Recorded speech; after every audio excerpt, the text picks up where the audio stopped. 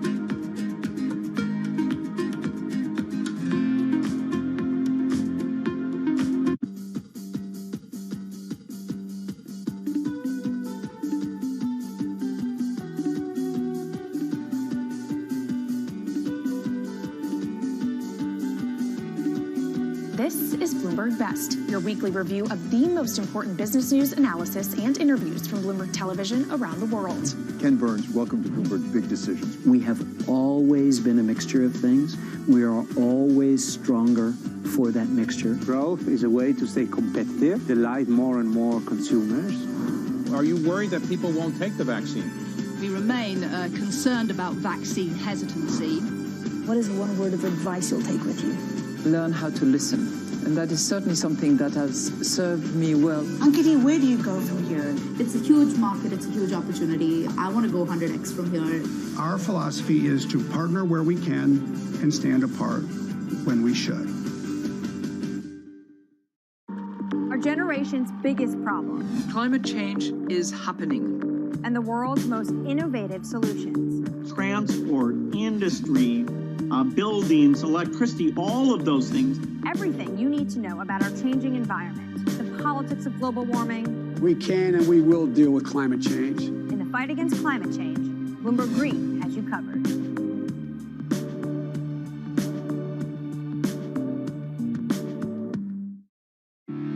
We explore the trends, investments, and competition of the European ETF industry. Join us on Bloomberg ETF IQ Europe.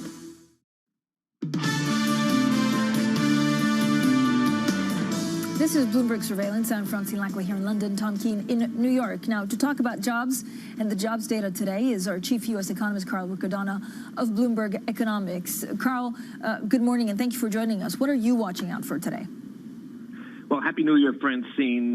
What I'm watching for today are really two developments. So, first of all, we've seen this continual decrease in momentum of hiring over the last several months, especially as the current wave of virus spikes got underway, and we saw lockdown measures happening across various states. So November missed significantly to the downside, and I think that we may even see a negative print in the December numbers this morning, where my team is at minus 75,000.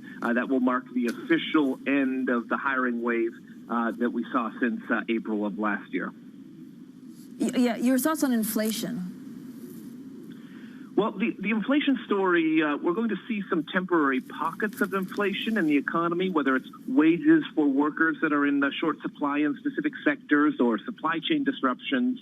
But the real fact of the matter is you can't have a sustained pickup in consumer inflation unless household incomes are rising. And that's very much the opposite of what's happening at the moment, where the income trend is decelerating. And I think we're being a little bit misled by where the unemployment rate is at the moment. 6.7% type of unemployment really reflects a significant drop in labor force participation for a number of reasons. Some parents are forced to drop their jobs because they have to stay home for child care. Some people are afraid to even look for a job, either because they're discouraged or they're worried about catching COVID-19. And for that reason, we're really seeing a distortion. You have to be looking for a job to be considered unemployed. And if we pushed participation back to where it was in January or February, we wouldn't be talking about a sub 7% unemployment rate. We'd be talking about unemployment closer to 9.5%. If we have 9.5% unemployment in the U.S. economy, inflation certainly is not a problem.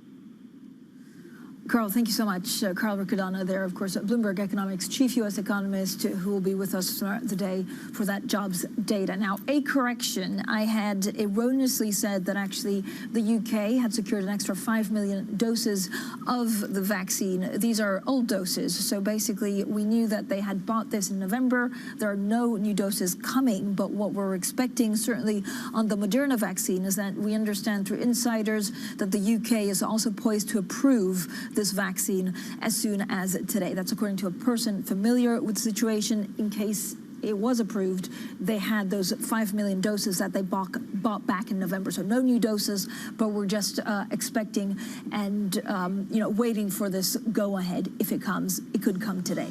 More Bloomberg surveillance ahead, simulcast on radio and TV. I know they'll look at jobs, they'll look at markets, and they'll look at U.S. politics. This is Bloomberg.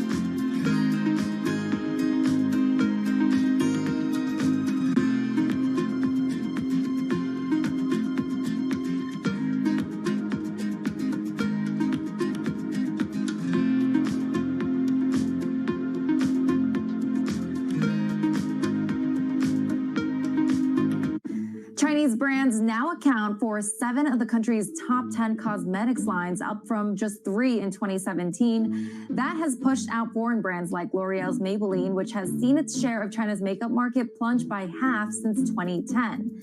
For more, we're joined by Bloomberg editor Bruce Einhorn. Bruce, why the drop? Chinese brands are becoming much more adept at reaching Chinese consumers, especially now at a time when more consumers are reluctant to go shopping outside. People are spending more time at home. People are spending more time on social media. Chinese brands are very good at using social media, using live streaming, using other things in order to market.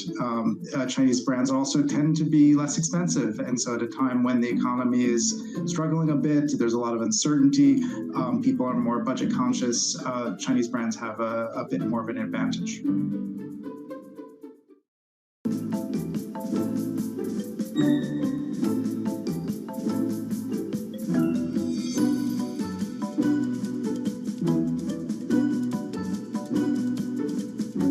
What do you think you would like to do when your term as Secretary of State is completed? David, I think I've answered all your questions. I may kick this one. I don't know precisely what I'll do.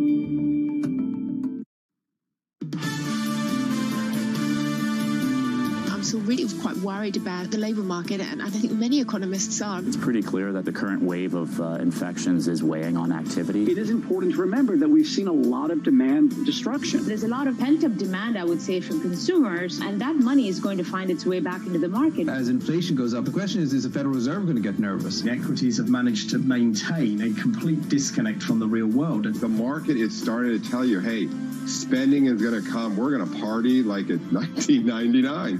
This is Bloomberg Surveillance with Tom Keene, Jonathan Farrow, and Lisa Abramowitz.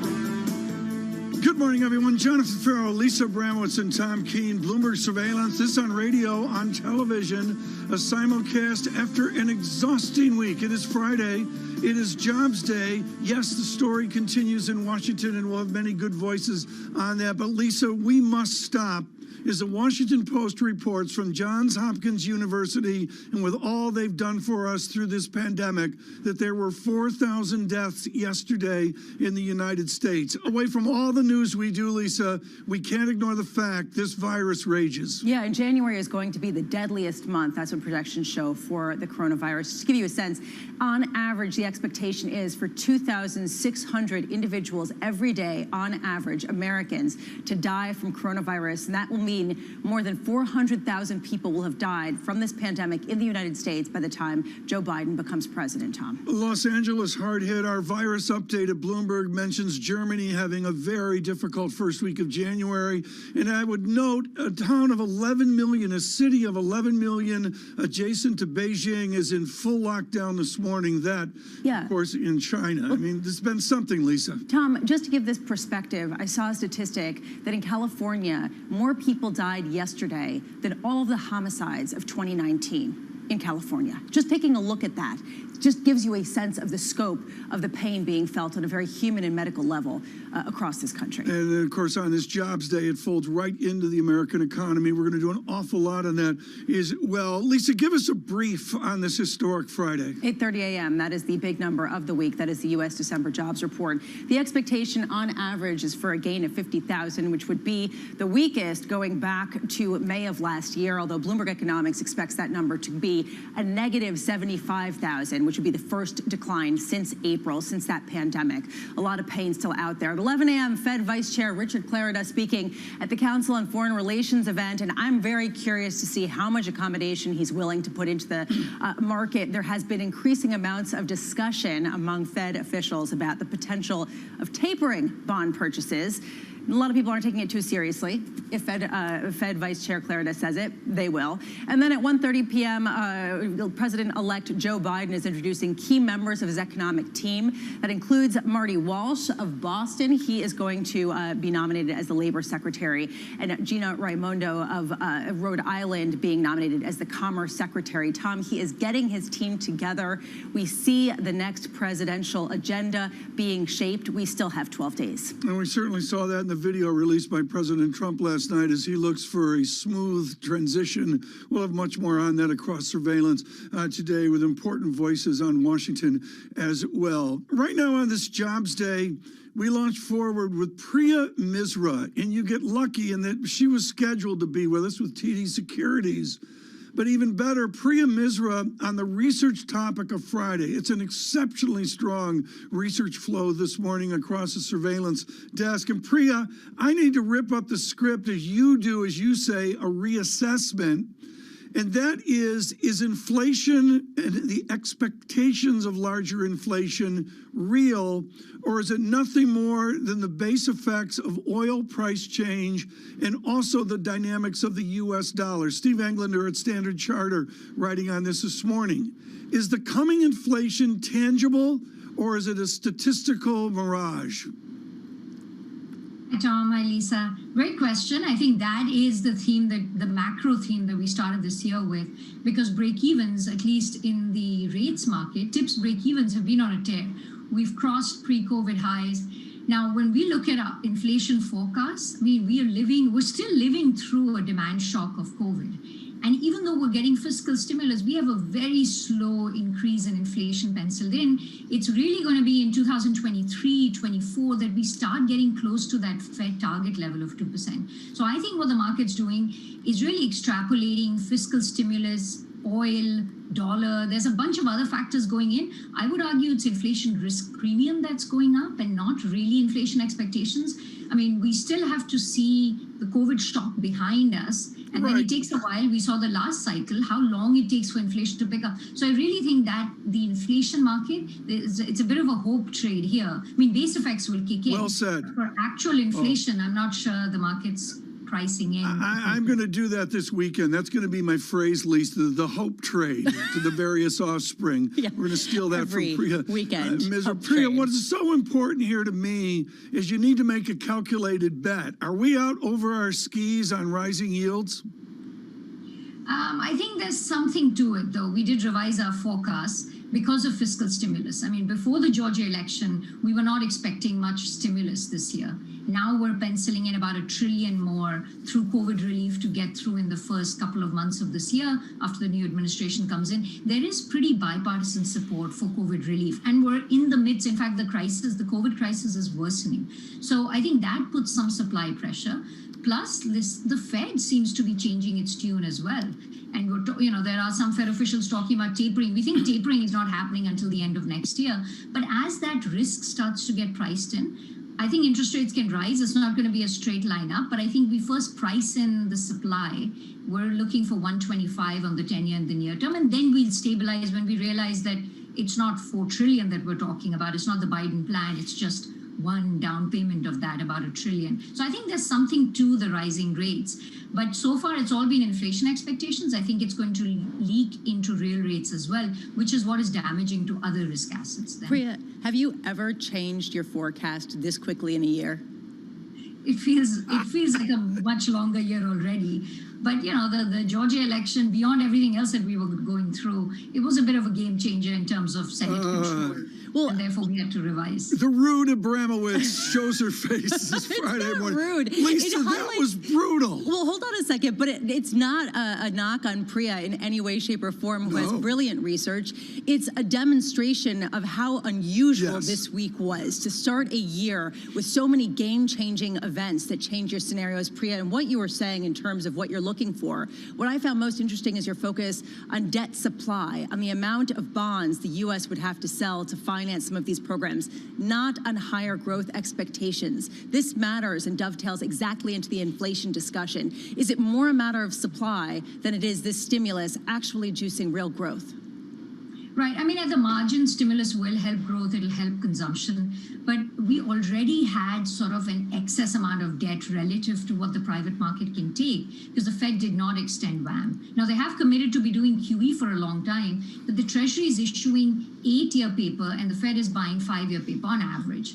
And so there's already a lot of supply, and we got the phase 4 deal at the end of the year. That was adding supply. Now, if you think there's, I don't know if they'll call it phase 5, but this next stimulus bill right after the new administration, it's going to add supply. At the margin, does it help growth? Sure. But, we have a pretty big demand hole to fill. So that's why we don't think it results in a big increase in inflation or growth. Right. But the supply has to, all those treasuries have to get funded somewhere and bought. Priya, go back to the hope trade. I love that phrase. And the hope trade, whether it's equities or commodities, copper maybe now is in a breakout as well in the commodity market. Priya Misra, at what level of 10-year yield do you signal a breakout? My guess is it's a lot higher than where we are right now. But in terms of the catalyst, the fuel for the hope trade, where is that level on 10-year yield that signals breakout? I think if you get close to that 135, 150 level, it's going to be impossible for break-evens to do all of that move. That's when real rates will have to really engage. And, if real rates are getting close to 0%, I think that's when that breakout happens. That's when every other asset class wakes up to what's happening in interest rates. And then, one of the reasons why everyone's buying everything else is interest rates are so low. Well, when treasuries become attractive again as an asset class, it's going to pull money away from other asset classes. So that's when I think you actually get, that breakout that you're talking about. It's probably closer to 150.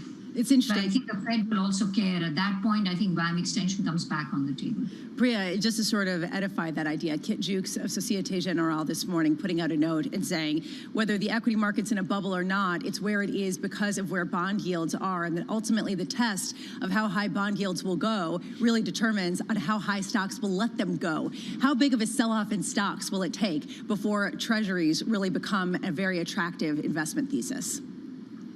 I think it's a pretty big, given how much equities have rallied, it's a big amount that I think equities will have to fall, because that hedging property of treasuries has not been prevalent for the last 9 months. Because rates are already so low. I think inflation expectations will fall, so one component of rates will fall. Real rates are near all-time lows, so I think it's hard for that to decline. I think you need a pretty big pullback in stocks. Priya, thank you so much for the assessment this morning. Priya Misra, TD Securities as well. I neglected to do a data check. Lisa, let's pound through it right now. Futures up 14, the level's extraordinary. 3809 on the S&P, 31,000 on the Dow. NASDAQ 100 up almost near 13,000, up a good percent this morning. Small caps lag a little bit today. I only did that for John Farrell. John, it's raining in Capri. I'm sorry. Yield of 1.08. Lisa, what do you see on the screen? Well, I want to just first make a clarification here. I wasn't trying to point out that a change in forecast is bad. What I was trying to point out, Tom, is that this has been a truly formative week in many ways. Frankly, I have respect for changing when changing facts force you to, and that seems to be what happened. But that shift in expectations for the year has really rocked the market, Tom. Yeah, we're talking about rocking the market. Edward van der Walt joined us from London. He's got a name like, a German prince. He does. On BitDog. And Eddie van der Walt was at, I think it was 39,000 when we started talking. By the time he left the set, we were at 40. Lisa, 41,408 on Bitcoin. Yeah, I mean, how long did it take to double in value? Like a week? Honestly, it just raises a question of whether it's a bubble, especially because you're not seeing a move higher in gold. You get a lot of people saying institutions now getting interested. Are you moving your triple over cash? No, I'm all entry point right now. I'm just, it's a one big weekend of entry point. Lisa, look at the dollar reversal. Weak dollar all week. Yeah, and honestly, there is a question of whether we're hitting that resistance point where there can't be a lot more weakening. Much more. It is Jobs Day and also, of course, news from Washington. This is Bloomberg. Good morning. With the First Word News, I'm Ritika Gupta. President Trump is now condemning the attack on the U.S. Capitol, which happened after he egged on his angry supporters to take action. In a video released last night, the president said that those demonstrators defiled the seat of American democracy, and he promised to pursue a smooth transition to the Biden administration. Meanwhile, President Trump is coming under more pressure. He's facing calls to resign, talks of impeachment, and a push for Vice President Mike Pence to take constitutional steps to force him from office. Democratic congressional leaders say Pence and the Trump cabinet should invoke the 25th Amendment. That provides a way for the president to be removed. Pence hasn't responded. Another Trump cabinet member has resigned over the riot at the Capitol. Education Secretary Betsy DeVos squarely laid the blame for the mayhem at the feet of the president. She said the president's rhetoric was, quote, the inflection point for me. Earlier, Transportation Secretary Elaine Chao quit, calling the assault on the Capitol traumatic. She is married to Senate Majority Leader Mitch McConnell. Bloomberg has learned that the UK is poised to approve Moderna's coronavirus vaccine. That approval could come today. Moderna's shot would be the third vaccine to get the green light for the use in the UK. The country is pushing to speed up vaccinations because the virus has been spreading so rapidly. And Boeing has agreed to settle a criminal fraud charge over the 737 MAX by paying $2.5 billion. The Justice Department had accused the plane maker of defrauding the government by concealing information about the jet. The 737 MAX was involved in 2 fatal crashes that killed 346 people. Global news 24 hours a day on air and on Bloomberg Quick Take, powered by more than 2,700 journalists and analysts in more than 120 countries. I'm Ritika Gupta. This is Bloomberg.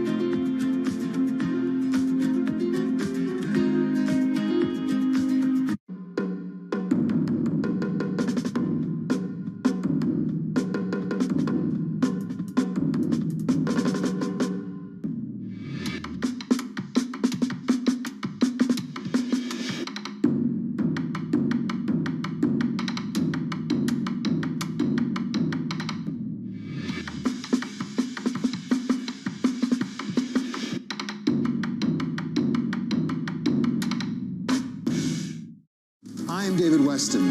Bloomberg Television is reinventing one of the most iconic brands in financial television for a new audience. Join me to see the news program for the clever investor. This is Bloomberg Wall Street Week.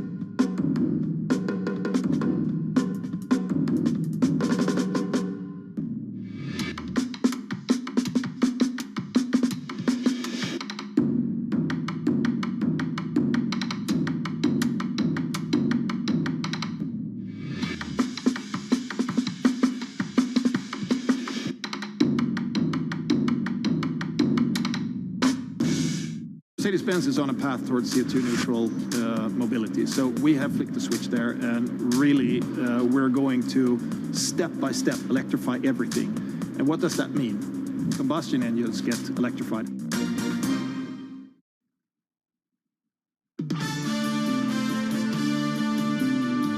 A new administration will be inaugurated on January 20th. My focus now turns to ensuring a smooth, orderly, and seamless transition of power. One of the exercises, as we heard from the president last night, is maybe to go back and look at the track record, and you can do that with the executive orders. We've looked at the executive order. It had to do with China and trading of listed securities, and of course the New York Stock Exchange uproar. What was that, 2 months ago? I think we talked about that. Right now, on an executive order of June 26th, in her monument, the capital of the United States, Emily Wilkins from Atlanta back to Washington, our Bloomberg government reporter, spending all of her time at the Capitol. Emily Wilkins, the president on June 26th gave us an executive order of protecting American monuments, memorials, and statues and combating recent criminal violence. He opens it in the vicinity of paragraph 4, going after anarchists and leftists. Does the executive order need to be rewritten?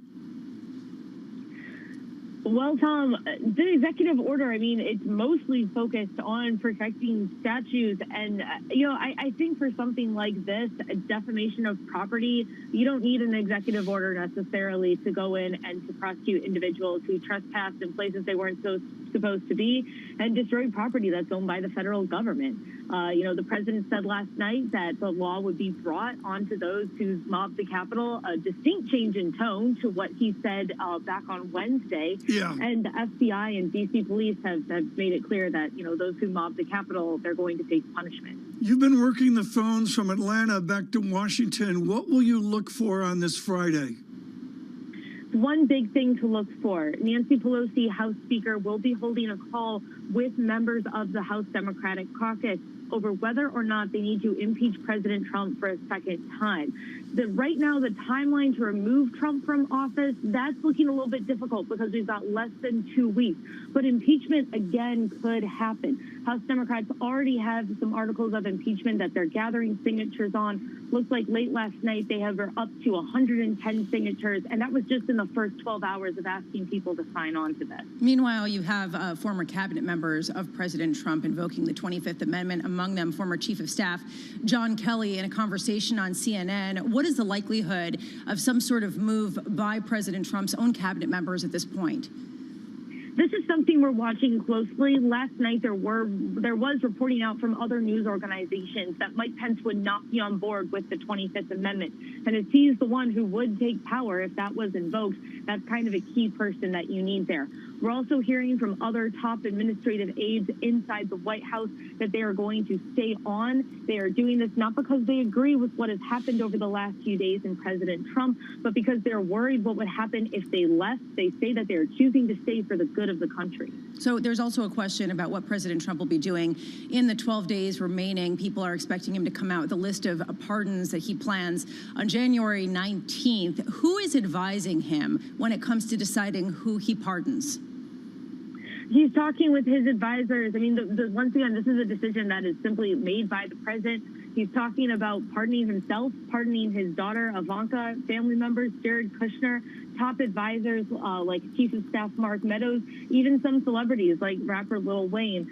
But, you know, the president, as he goes about doing this, he is speaking with other people. His list is being vetted by lawyers who are concerned that the pardon could create new allegations of obstruction of justice for members of his administration. And remember, as we go all through this, a presidential pardon, it's only for federal crimes. So that doesn't include things such as state crimes. You know, Emily, I loved what Lil Wayne did with The Block is Hot. I just thought it was extraordinary what he did. Come on, Emily, this is a farce. He's gonna pardon himself. What is the tone of your Capitol Hill to that idea? This really hasn't been done before. There's a lot of questions of whether Trump can even pardon himself.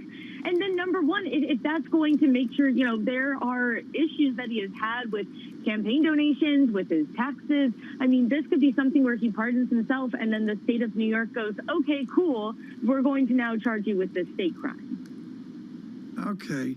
Now, Emily, just to get to the weekend and quite frankly, to get to the Sunday talk shows and folks hear them on Bloomberg Radio, we're just thrilled with that project. Emily, what do Republicans want to do to manage the message this Friday into Saturday wrapped around the surprise announcements by President Trump? I mean, you are seeing Republicans go ahead and put some distance between themselves and President Trump, particularly in the last couple of days. As was pointed out, we are seeing top cabinet officials resign. We are seeing individuals like former Attorney General Bill Barr, John Kelly really come out with strong statements against the president and denouncing the president. I think you're going to hear some more talk about the 25th Amendment, even though that doesn't seem like something that's feasible at this time. And I think there's a lot of talk, a lot of soul searching that's being done as we speak by Republicans as far as where do we go from here. Emily, the markets are focused on where we go from here when it comes to fiscal support. What are you hearing in terms of the Republican willingness to sign off on a $1 trillion package?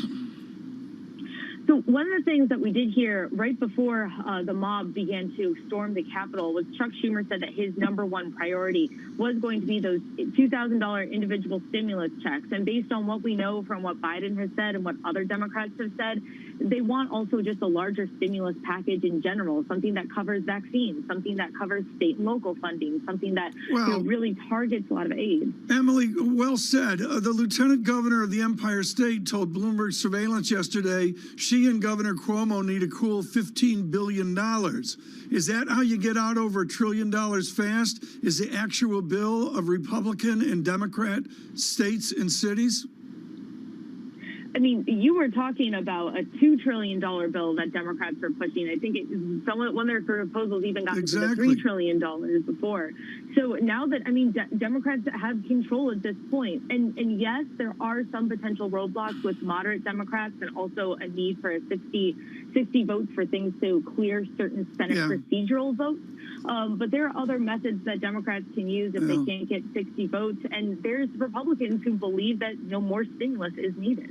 Emily Wilkins, thank you so much, and congratulations on a wonderful week of reporting in Atlanta and, of course, the tragedies that we see in Washington. Lisa, you know, I'm so glad she brings up Lil Wayne. He was never the same after 500 Degrees. I mean, the third album was great. And then after that, it didn't have the same intensity as The Block is Hot. You know, I've seen you drinking a scotch and listening to Lil Wayne repeatedly when it comes to about 11 a.m. That's what Tom Keene does, and I really enjoy watching you. I mean, this pardon thing that you brought up, Lisa, is so important. And frankly, if you go back, folks, and look at the history of many presidents, it's not unusual to pardon a lot of disparate people. It just seems so different this time. My concern is this is noise, and we're dealing with an economy that's really struggling. And my concern is that the Congress right now has a very big task ahead of it in a 2021 that still faces a very serious pandemic, as we were talking about with the numbers that we're seeing, and we're going to get in about an hour's time with that jobs report. Well, it is Jobs Day, and as Lisa mentioned, this is about those statistics. A real slowdown in December is presumed to be the statistics. What is the unemployment rate of America? Many people say moving towards 12%. Coming up, Ellen Zentner of Morgan Stanley. This is Bloomberg.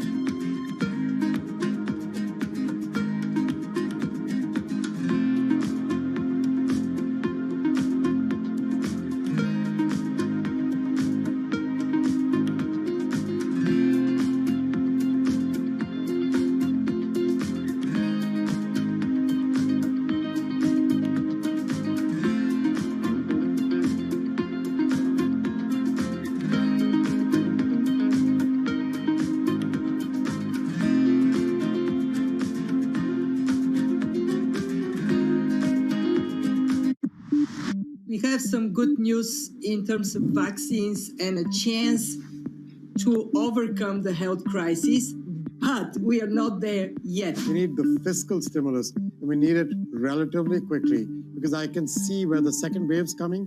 You can see consumer spending beginning to get impacted again. What we need surveillance to be stronger. We need public health measures, because you have no other way at the beginning. This is your best weapon, and you need to use it well. The good news is that both the vaccines and the therapeutics, in particular the antibodies, are coming along and will start to bring that number way down. We don't just need more investment in public health. We must also rethink how we value health. I do believe a targeted fiscal stimulus is going to be in order to really begin a more equalized economy.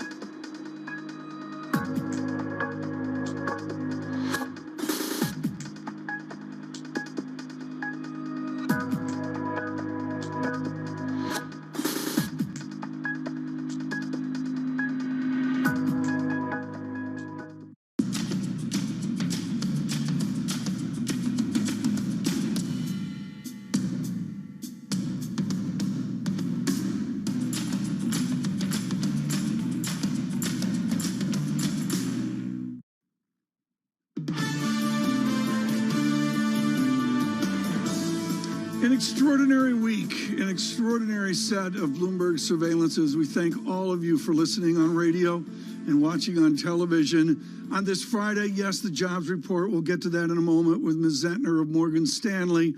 We'll look at the market right here, but there's so much more, including the idea of America with 4,000 deaths in one day from the pandemic. On the futures, it's green on the screen. Futures up 14, Dow futures up 80.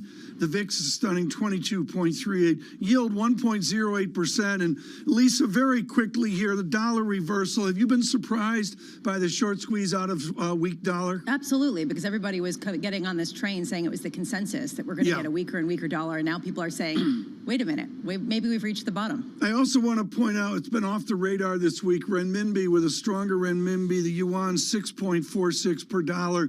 It will be fascinating to see those metrics into the rest of January. Right now, in the metrics of the market, from the close, the markets, the close, their anchor, Romain Bostic. Romain, what do you have? Yeah, taking you wire to wire. I mean, Tom, you talk about some of those cross-asset moves. Of course, the market, not necessarily rattled by the madness in Washington. You take a look at some of the individual movers on the day. It's a lot of individual stories out there. You have Boeing shares, which have really been oscillating between gains and losses in the pre-market here. Of course, the news here that they are settling that DOJ investigation into the 737 MAX fatalities and essentially whether Boeing actually hid some of the flaws in that model. Boeing going to pay about $2.5 billion in fines as well.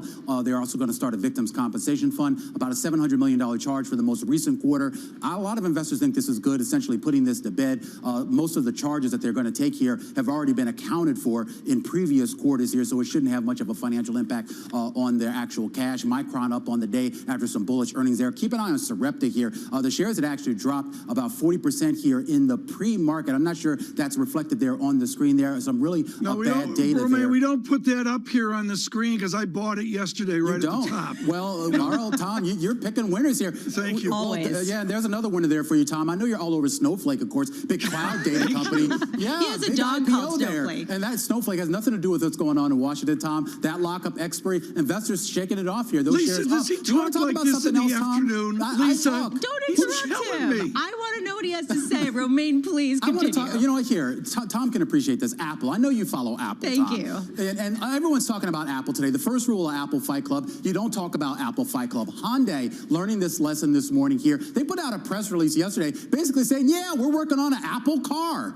And then, of course, about 30 minutes later, they kind of revised that statement to remove references to other automakers. And then a few hours later, they revised that statement to remove any reference to Apple whatsoever. Right. Nevertheless, Hyundai shares rallied on this, and now investors sort of piling into Apple shares. A lot of speculation out there, rumors, if you will, that you will, Tom, have an iCar to ferry you here to Bloomberg Surveillance. But by the time you get to your property this Friday afternoon, Romain Bostic, is Bitcoin going to be at 50,000? I don't know, Tom. I think if you're a betting man, a real betting man, I think you would actually shoot for more 70. Shade from Romain Bostic. I heard it there. Bitcoin, the quote that matters, 41,595. Mr. Bostic, thank you so much this morning for that stock report. Right now on jobs, and she has been fabulous about the dovetail between the American economy and our shattered labor economy. Ellen Zentner joins us with Morgan Stanley, their U.S. chief economist. Ellen, what is the singular distinction of the worsening job economy that we see? The singular distinction, I think, is just how long people will be unemployed. And that's a real shame because the statistics show that the longer you're unemployed, the probability of never coming back to the labor market rises. And so I think that's why going through this difficult winter, where some people that came back to work are now going back home again, it's just that all that much more discouraging and makes the probability higher that they don't get fully employed again. My recollection is the University of Michigan really provided academic leadership on the efficacy of stimulus checks. Democratic president, Democratic Senate, Democratic House. Does a $2,000 or dare I say a $3,000 stimulus check help your labor economy, or do they need to find a different way? It does help.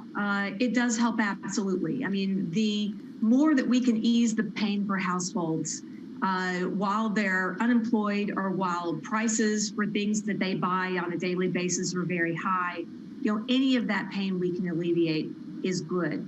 I think, putting more of it toward unemployment benefit programs to help those that have actually lost a job is probably the better placement of that cash rather than just straight checks to households, which are going to hit some households that have not lost jobs. I would have weighted those differently, but any help we can provide, even if it's saved today and not spent, can be spent later on. And so you can just provide more of a floor, Tom. You know, and that, Ellen, that idea that you're talking about, that the more effective method might be job training. I was looking at one statistic this morning that the top 20% of income earners account for more than half of all consumer spending. They have been continuing to power the economy. How much has that lower half continued to be left behind, has been continued to be untouched or relatively so, even by some of the stimulus programs that we've seen? Yeah, so it's interesting. You know, the CARES Act last year was so large in terms of income replacement for those that had lost jobs that we saw the savings rate build up across all income groups for the first time. Typically, it is only the upper income groups that build savings. And so unusual in that coming out of lockdown was that spending was actually powered by the lower income groups as they were spending down that savings. But that ended in July. And then they spent down the savings over the next couple of months. And so now the bottom has really fallen out of low income spending. And as you say, it is being powered by the upper income groups.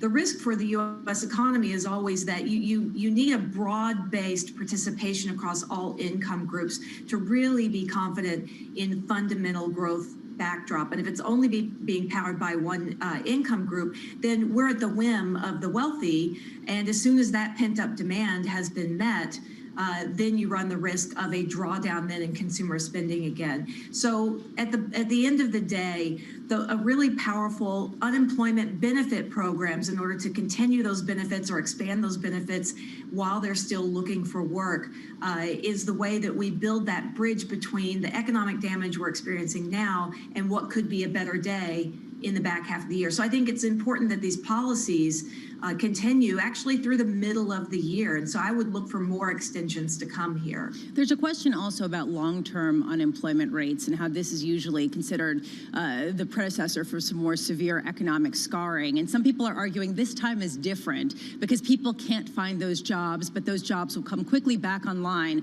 once we have a vaccine. Are you sympathetic to that view that long-term unemployment is different in this cycle?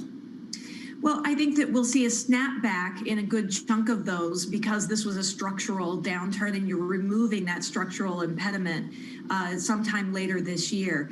And so I think that some of that will be reduced quicker than we normally see in deep cyclical downturns. But there is an element here that has turned into permanent job loss that will remain permanent job loss.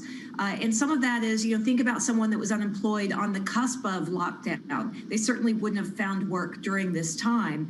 And then you're talking about being out of work for more than a year by the time vaccine is broadly disseminated. So you're going to have a chunk of the population that just does not come back to work. And I think that's going to be elevated in a still very low unemployment rate that we expect by the end of 2022. We're looking for 4% unemployment, but that's still higher than where we were pre-COVID, and that reflects those that have permanently lost jobs. Ellen, give us an update on the research that I'm seeing this morning, the huge, not guesstimate, but the huge theoretical structure of our inflation expectations.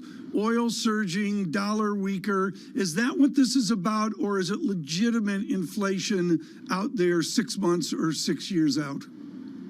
So, we've been pushing the idea that inflation would be higher than people think. We've been pushing that since about May of last year when we initiated that research. And Tom, we have core PCE inflation, the Fed's important anchor indicator, reaching 2% by the end of this year and sustaining above that for another year after that, as far as our forecast horizon, that people should not be complacent that what held inflation back in the last 2 decades will be the same factors that hold inflation down going forward.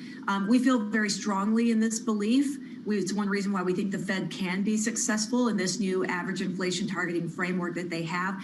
But investors have been reluctant for quite some time to embrace that. And I think it's taken these rounds after rounds after rounds of fiscal stimulus and now a Democratic sweep in order for investors to suddenly decide that reflation is an actual possibility and put those trades on.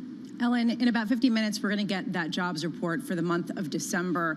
How pivotal is this figure when it comes to determining the trajectory of the U.S. labor market in 2021? So one way is, I think it's important, is that we could see a difficult winter coming. We could see that job growth was going to fall off quite a bit, and policymakers could too. So guess what? There's nothing like bad data that can get Congress acting. So we got the $900 billion package in December, which takes the unemployment benefits that were due to expire at the end of the year and extended them into this year. I think if we see another round of bad jobs reports, as more people got sent back home again, then you can as well keep that flame going in terms of maybe extending the benefits even further into this year. And so I think we just need to see the reality of how difficult it is for people in the services sector right now, and that will help Congress do the right thing.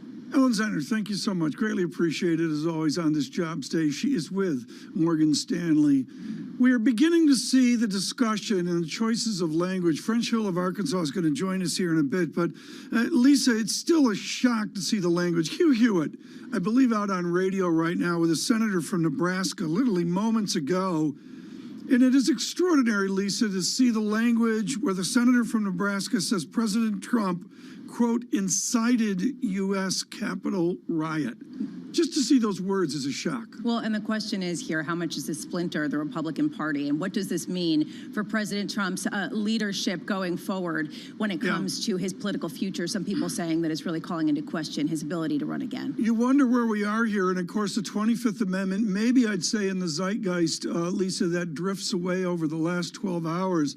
But this idea of a double-barreled impeachment by the House, and the difference now is a possible conviction by the Senate versus where we were the last time around in impeachment. You know, I don't want to get into the political back and forth of what the consequences will be given the fact that President Trump has 12 more days in office. That is something that will be discussed and definitely the subject of a lot of gossip circles. The point is, right now, this is happening amid a pandemic that is taking more lives than most leading causes of death. I mean, I was looking at some of the comparisons and the numbers of people who've died from COVID, and the idea that people are going to be losing their jobs, that we're going to be getting that figure so soon that shows that pain. How much does this distract people from what needs to get done, Tom? And you see it. I mean, the grimness here that we have seen in the job economy linked into the pandemic, of course, really front and center in Los Angeles as well. Coming up, the gentleman from Arkansas, French Hill, will join us on the chaos of his Republican Party. From New York, please stay with us on Bloomberg Radio, Bloomberg Television Worldwide. Good morning. With the First Word News, I'm Rishika Gupta. A day after he urged his angry supporters to take action, President Trump condemned the storming of the U.S. Capitol. In a video released last night, the president accused the mob of defiling the seat of U.S. democracy. He also said he would now turn his focus to ensuring a smooth, orderly, and seamless transition of power. Coronavirus deaths in the U.S. are likely to maintain a near-record pace through January. According to the CDC, the U.S. will end the month averaging about 2,600 deaths a day. But the time Joe Biden is inaugurated, January 20th, the nation's death toll is likely to surpass 400,000. Global news 24 hours a day on air and on Bloomberg Quick Take, powered by more than 2,700 journalists and analysts in more than 120 countries. I'm Ritika Gupta. This is Bloomberg.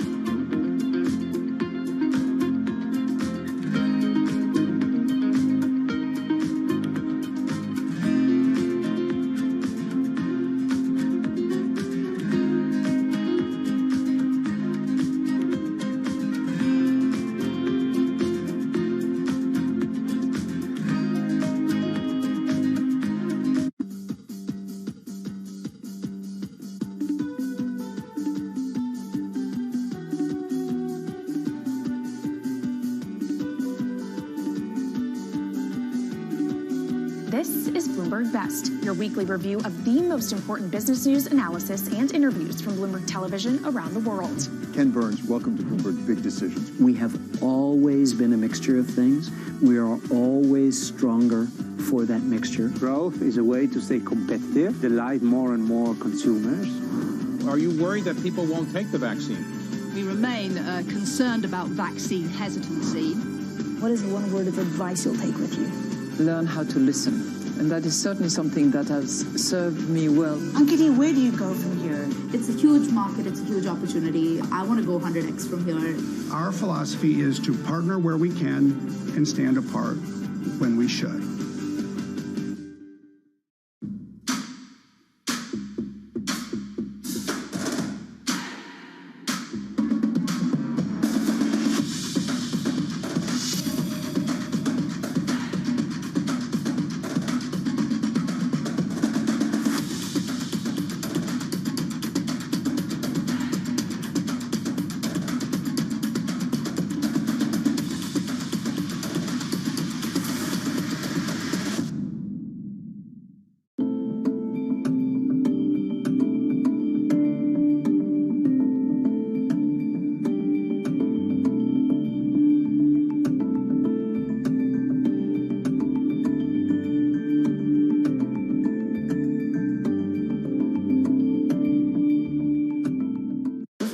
That over the past few weeks has made it clear it wants to go higher. It got a little spooked by the idea that geopolitical tensions are rising. Their CPG history, their experience, and really how we might be able to combine together to really create this fantastic public company. And so we kind of got into the SPAC thing a little bit before it became such a hot method of going public.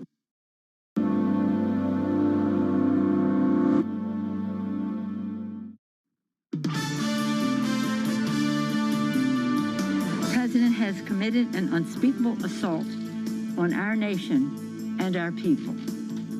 I join the Senate Democratic leader in calling on the Vice President to remove this president by immediately invoking the 25th Amendment. If the Vice President and Cabinet do not act, the Congress may be prepared to move forward with impeachment. Speaker Pelosi, moving forward the discussion, it will be an eventful Friday. The resignations of the Secretary of Transportation, the Secretary of Education this morning. We are resigned to speak to French Hill, the Republican from Arkansas. French Hill of Little Rock, and of course, has been a consistent Republican voice giving us conversation on Bloomberg surveillance. Congressman Hill, there seems to be a divide, as we just saw from Senator Sass of Nebraska, the language that the senator from Nebraska used as compared to the senator from Missouri, Hawley, and the senator from Texas, Ted Cruz. How do you bring together a Republican Party to be in minority with President Biden? Well, Happy New Year, Tom. Thanks for having me. This is a critical issue, and at this moment in American history, I think all the leaders in both parties, on both sides of the Capitol and on both sides of the aisle, need to focus on our peaceful transfer of the presidency on noon, January 20th.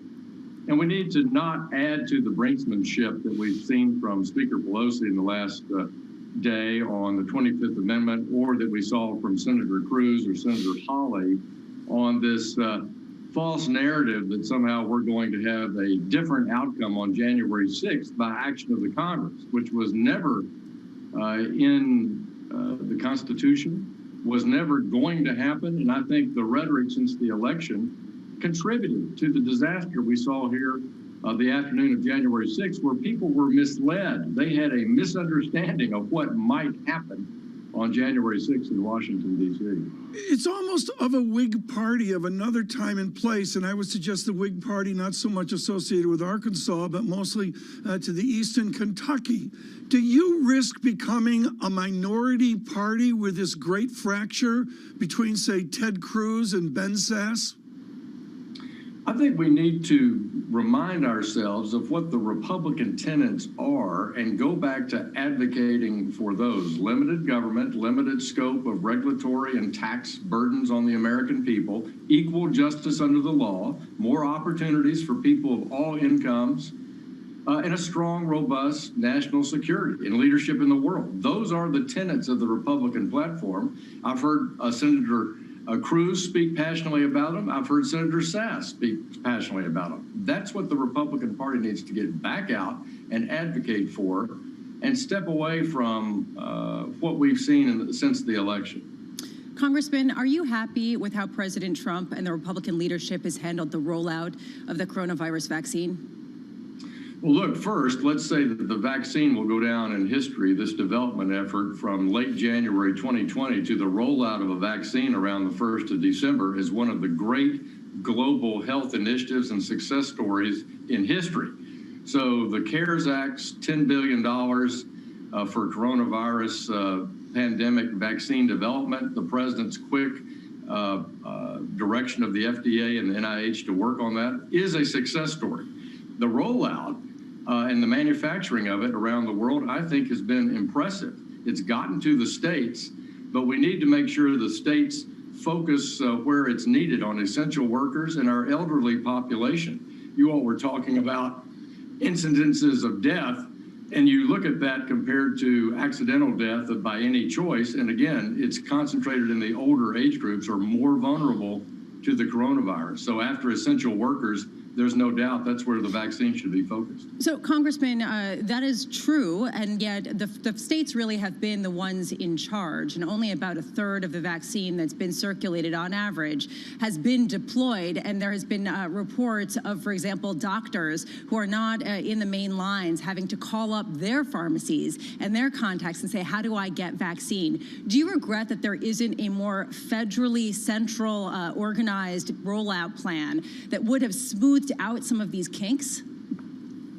Well, it possibly could have been better. We've never done this before, but the defense logistics, getting the vaccine with the private sector produced, approved, and shipped has been, again, I think, an extraordinary accomplishment. In Arkansas, speaking to our governor, we're generally pleased with the distribution to hospitals and to pharmacies, and we're working hard to get that out to the people who need it first. And of course, you know, the storage has been a challenge. Everyone recognizes that, particularly in the Pfizer vaccine. And so that's limited distribution. But the Moderna vaccine that's going to go out to more rural counties and more regular pharmacy use, that I think will expand the vaccine even faster. French Hill, to get back to the politics of the moment, and we consider the two gentlemen from Vermont, Leahy and Sanders, maybe we'll have chairmanships within a new Senate. Perhaps the Democrats will manage to the middle. That seems to be how they won this time around. How does the Republican Party within the primary process manage to the middle? Another good point. I mean, this is a center-right country. We saw that with Nancy Pelosi. Yes. We saw that, and it's up to both parties. They both have a primary challenge from the left in the Democratic Party and from the right, I guess you say, the more right in the Republican Party. We do that, I think, by, again, focusing on our basic tenets that I went over a moment ago. That's what we have to do, is do more education and more communication with our primary voters about what the Republican Party's goals are. Why are we being elected? Why do we run? That's our obligation as candidates. Okay, but this is so important. Congressman Hill, very quickly here. This is so important because there is a social overlay of social policy and issues over general Republican issues. How do you combine those forward to 2022 and 2024 and win? Well, I think we won with our message of what we said was our commitment to America in 2020. We didn't have a single incumbent lose in the House this year, and we have a new, diverse, aggressive group of new members in the House. I think we'll continue that momentum going into 2022, particularly if you see the Biden administration, as you say, not govern from the center with a divided Senate and a divided House, but try to, again, propose progressive left policies. French Hill, have a pleasant weekend after this historic week. Congressman Hill of Arkansas with us, and we thank you so much. Lisa, your observation here, futures up 11. I guess we're making money in the market. Yeah, well, what do you mean by we, Tom? I'm not. Have you found an entry point yet? No, I'm looking for I got an entry point when Farrow returns. Capri, I looked at the weather. Yeah? It's raining like 3 straight days in Capri. He's writing a book or something. He's doing like, an Ernest Hemingway. I think. He's drinking tea and writing a book. Look, I think that what you raised about inflation expectations was really key. How much is this hope and how much is this reality? How much will additional stimulus really juice the prospects going forward versus just sort of change the near-term prospects for asset pricing? This is a really key research point in the reading into the weekend, something we can drive forward looking at the supply and demand of the American economy. Daniel Alpert with the best original labor economics project of 2020. We get a labor update. That coming up. On radio, on TV, this is Bloomberg.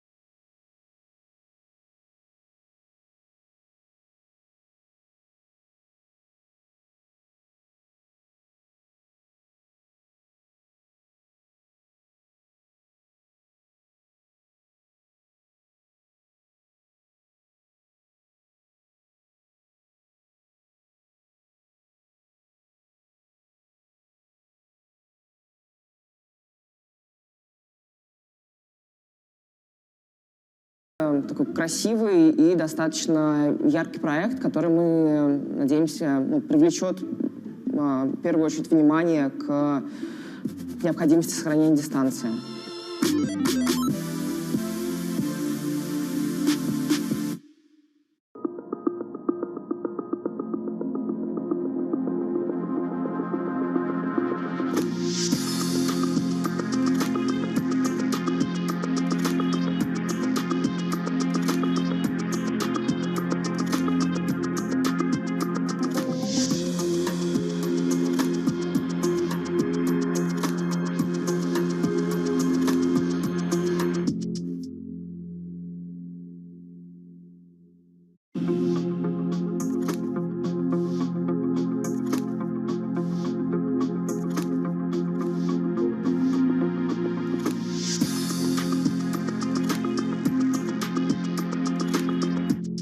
Give you a sense of the real-time action, the 10-year yield tumbling now 11 basis points, so continuing in this knee-jerk risk-off feel.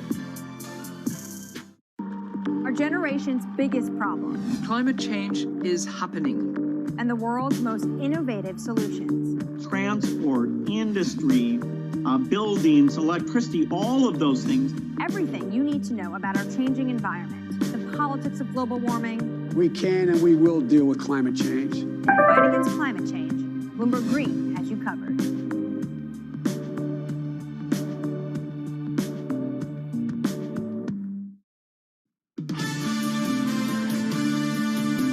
I'm still really quite worried about the labour market, and I think many economists are. It's pretty clear that the current wave of infections is weighing on activity. It is important to remember that we've seen a lot of demand destruction. There's a lot of pent-up demand, I would say, from consumers, and that money is going to find its way back into the market. As inflation goes up, the question is the Federal Reserve going to get nervous? The equities have managed to maintain a complete disconnect from the real world. The market is starting to tell you, hey, spending is going to come. We're going to party like it's 1999.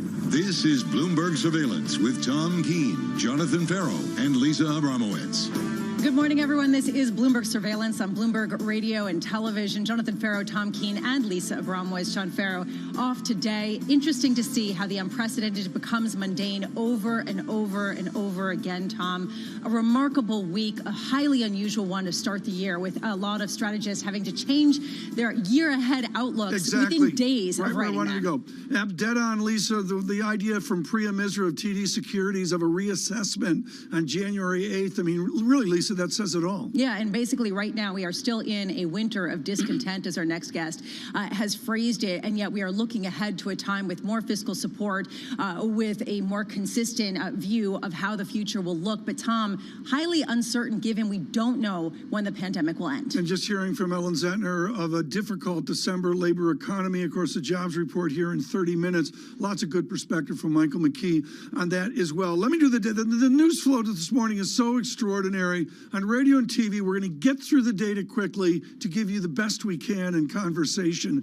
Futures up 11, Dow futures up 85. The VIX flat now 22.37 on the VIX. Dollar comes back, stronger dollar over the last 2 days.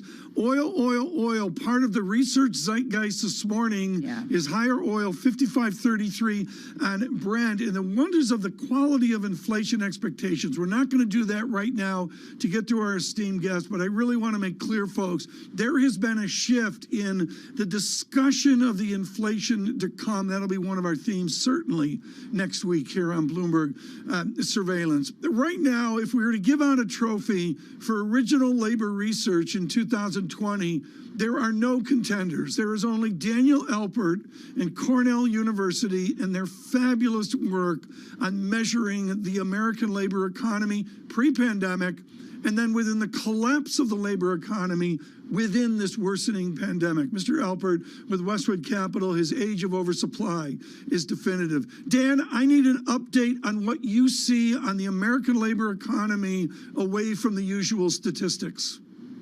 Well, let's face it, at this point, we've had 74 million initial claims for unemployment insurance, and we're down about 8.5 million jobs overall. So what the market is exhibiting is enormous churn. You have people, 750,000 to 850,000 people each week claiming unemployment benefits, and yet, and we're about to see what's going to happen at 8:30 when the jobs number comes out for December. The jobs number hasn't, the total aggregate jobs number hasn't moved all that much. So the problem is we've got business instability. We've got instability of employers out there, and we've got them facing a very, very tough winter ahead, because not only are they slowed down by colder weather and difficulty serving meals outside in restaurants and what have you, but they are now facing this huge wall of accumulated liabilities, deferred rents, deferred debt service, other obligations that have been suspended by moratoria and forbearance. I want to talk about the forbearance in a bit. Lisa and I want to stay on the labor economy right now. Dan Alpert, Summers and Blanchard, 1986, talked about goods producing hysteresis, about people staying out of work for a long time and they can't sustain their job. Bring that over to the modern service sector economy. What does service sector hysteresis look like? Well, hysteresis, in theory, should be slightly less of a problem because a lot of these service jobs don't involve tremendous skill levels or keeping up. In theory. In theory. However, what that does to the human being is, I think, not as well understood. Being out of work, the tendency to not look for work after a period of time, feelings of despondency, inability to support families, collapse of households, those things all play into what is effectively a form of hysteresis. And this is not likely to simply be absent. It wasn't absent during the global financial crisis. It took years to recover from. And in this one, where we still have 8.5 million, perhaps more people out of work relative to where they were in February of 2020, we are going to face a difficulty in reemploying these people, but they will not be reemployed if the businesses that employed them previously fail. And that is my biggest concern at this point. So Tom uses gamma, beta, and hysteresis. I'll just say it takes time when you take a look at the ramifications of what we have seen from the pandemic to know what the longer term effects will be. You talk about the churn, the incredible churn underneath the labor market that is unlike anything we have ever seen. What will be the longer term effect, the ramifications of that in a way that perhaps people are not considering? Well, people certainly will crave more longer-term employment. They've now, the difficulty in interpreting some of this data is none of this has ever been seen before. And so when you start to look at this huge disparity between unemployment claims and jobs numbers, you have to ask yourself, what's that doing to both businesses and to people? Are we developing a just-in-time labor force, which was already well along the way prior to this crisis? But literally that, I employ a series of kitchen staff and waiters in my restaurant only in the summers and the fall, right? And then I lay them all off in the winter. What kind of environment does that create for people over the long term? And more importantly, having learned that you can do that, having learned that there is this, labor force that's out there that's willing to participate in that situation, is that desire among businesses going to continue? Just the same way we are facing things like, remote work. Is that going to continue, or are we going to have no occupancy in our office buildings? These are big unknown questions. Daniel, do you think that the fiscal stimulus as proposed, as we've seen laid out, is sufficient to plug this gap that you're talking about, to keep some of these businesses going until they can start hiring people again? I think so. Obviously, the additional unemployment benefits are going to help households, but the renewal of the PPP program under the act just passed, I think, is going to be helpful. Whether or not it's going to be enough is another story. And of course, we didn't see the type of assistance to state and local governments that we're going to need. State and local governments can't print their own currency. They need help from the federal government. They also employ a ton of people. So that force is going to need to be maintained. Dan Alpert with us on radio and television worldwide. I do want to go to an important headline by Sadiq Khan, Mayor Khan of London, where he speaks about a major incident. This is an identifier involving NHS in the United Kingdom. And the stories, I'm taking this mostly from the Evening Standard in the United Kingdom. And just as one example of the immediacy in London, the Royal London, their largest hospital, has more than 120 patients in intensive care. They only have space for 30 more. So that's some of the story from London today. Dan Alpert, I want to move over to the economics of this. And we know that it's easy for politicians to move aside eviction notices and to help individuals that are really, really beleaguered. But then there's the forbearance on mortgages, on landlords, on the owners of our cities' buildings, our villages' houses. How do we move from eviction relief to forbearance relief? Well, at the end of the day, there's two sides to this. One is voluntary forbearance, where if you're a landlord and no tenants in the building and there's no demand for space, you're just simply not going to throw anyone out. It's crazy to do so. You're going to wait and see what happens. On the other hand, you have to continue to pay your mortgage and pay other expenses, and those build up and eventually cause you to lose money. If you're a business, you have a certain seasonality that we've never seen before in terms of many industries. I walk up and down the street in Manhattan, I see all these closed restaurants and retail stores.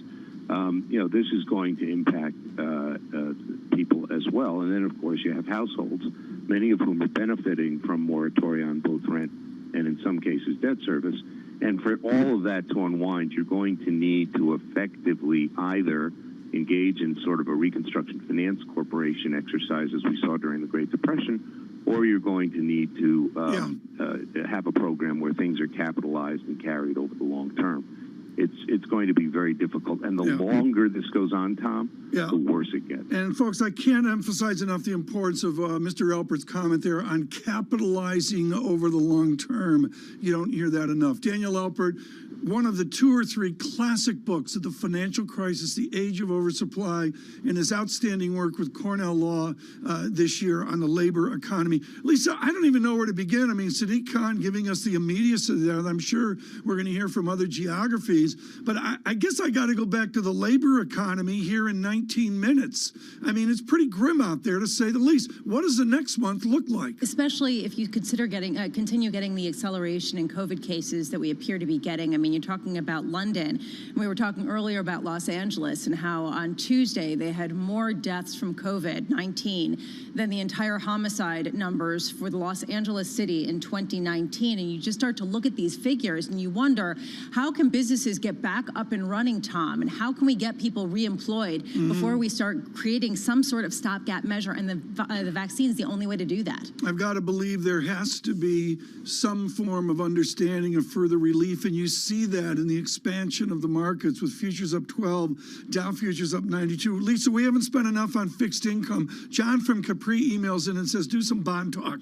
All right. 1.09% on the 10-year yield. Pharaohize the show. Basically, we're looking at the highest Treasury yields going back to March 19th of last year. And the question is, how high can they go? Is this a head fake, or does this really signal much brighter times ahead, Tom? We will have to see. It is Jobs Day, and again, a great set of guests coming up. Really thrilled Jeffrey Rosenberg could join us as well with BlackRock. Julia Coronado, Macro Policy Perspectives, she will join us well. Please stay with us. Worldwide, this is Bloomberg. I'm looking at the dollar. Dollar slightly stronger this morning. Good morning.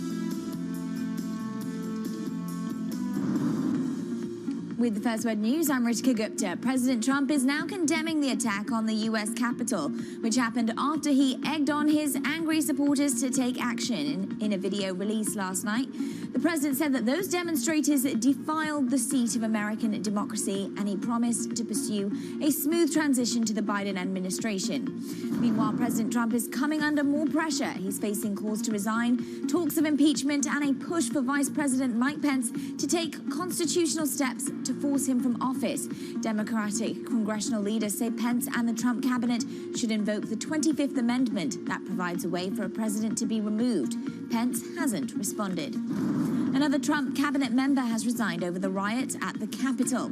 Education Secretary Betsy DeVos squarely laid the blame for the mayhem at the feet of the president, and she said the president's rhetoric was, quote, the inflection point for me. Earlier, Transportation Secretary Elaine Chao quit, calling the assault on the Capitol traumatic. She's married to Senate Majority Leader Mitch McConnell. And the IMF warns that China urgently needs to take steps to contain financial stability risks. The head of the IMF's China mission tells Bloomberg the problem is that growth in the Chinese economy isn't balanced. What we see there is growth that is not yet as balanced as we would like it to have. Growth is still relying heavily on public support, namely in the form of more traditional public infrastructure investment. What is lagging is consumption. He says that as a result, it's important for China to phase out fiscal support gradually. Global News 24 hours a day on air and on Bloomberg Quick Take, powered by more than 2,700 journalists and analysts in more than 120 countries. I'm Ritika Gupta. This is Bloomberg.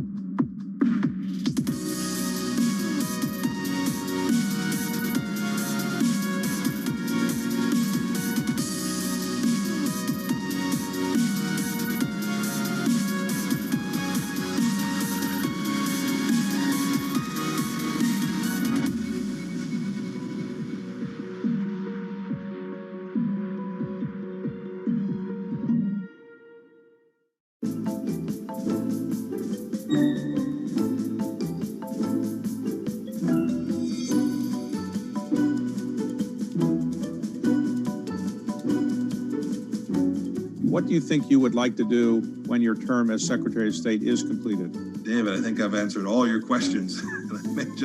I may kick this one. I don't know precisely what I'll do.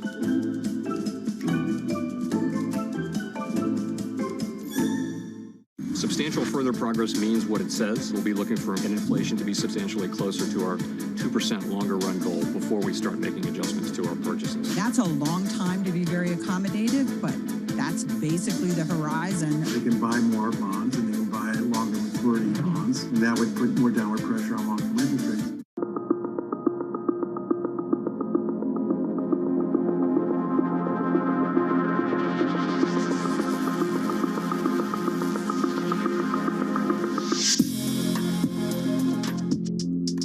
It's really a reminder, isn't it, just how sensitive the markets are to any commentary about trade. We did see some pressure on the yuan, we did see some pressure on the futures. That is now being reversed.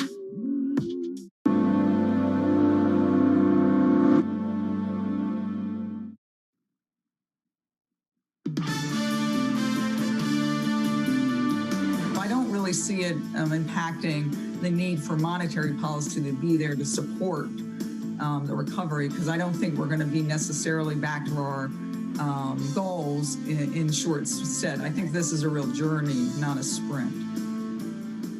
The gentle mathematician from Cleveland, Ohio, Loretta Mester, is truly one of our brightest lights at the Federal Reserve System there, managing the message forward. We're going to touch on this right now with our chief unemployment, underemployment economist. Michael McKee joins us, running all of our economics and policy and work, and he has had an eventful 2020 as we dive into the jobs report here in 7 minutes. Lisa Bramwitz and Tom Keene, welcome on radio, on TV. Michael McKee, Loretta Mester there with a Fed that has a changed fiscal calculus with a Democratic House, Democratic Senate, Democratic President. How does Chairman Powell's life change? Well, obviously, they're going to have to take into account the idea of additional fiscal stimulus, which becomes a lot more likely now. But how fast does that change the economy? And I say change the economy because it's going to partly be about whether it stimulates additional hiring, and we'll be talking about that in just a few minutes, but also partly about how much spending does it create that then creates shortages that then leads us to some kind of additional inflation.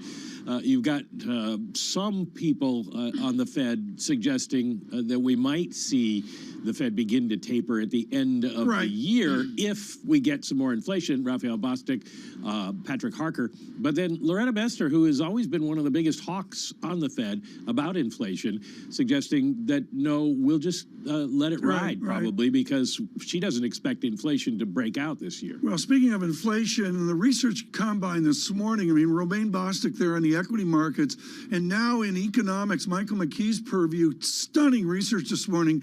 Edward Morris at Citigroup set $60 a barrel on Brent crude late this year. Michael McKee, in your world, what does $60 Brent crude mean?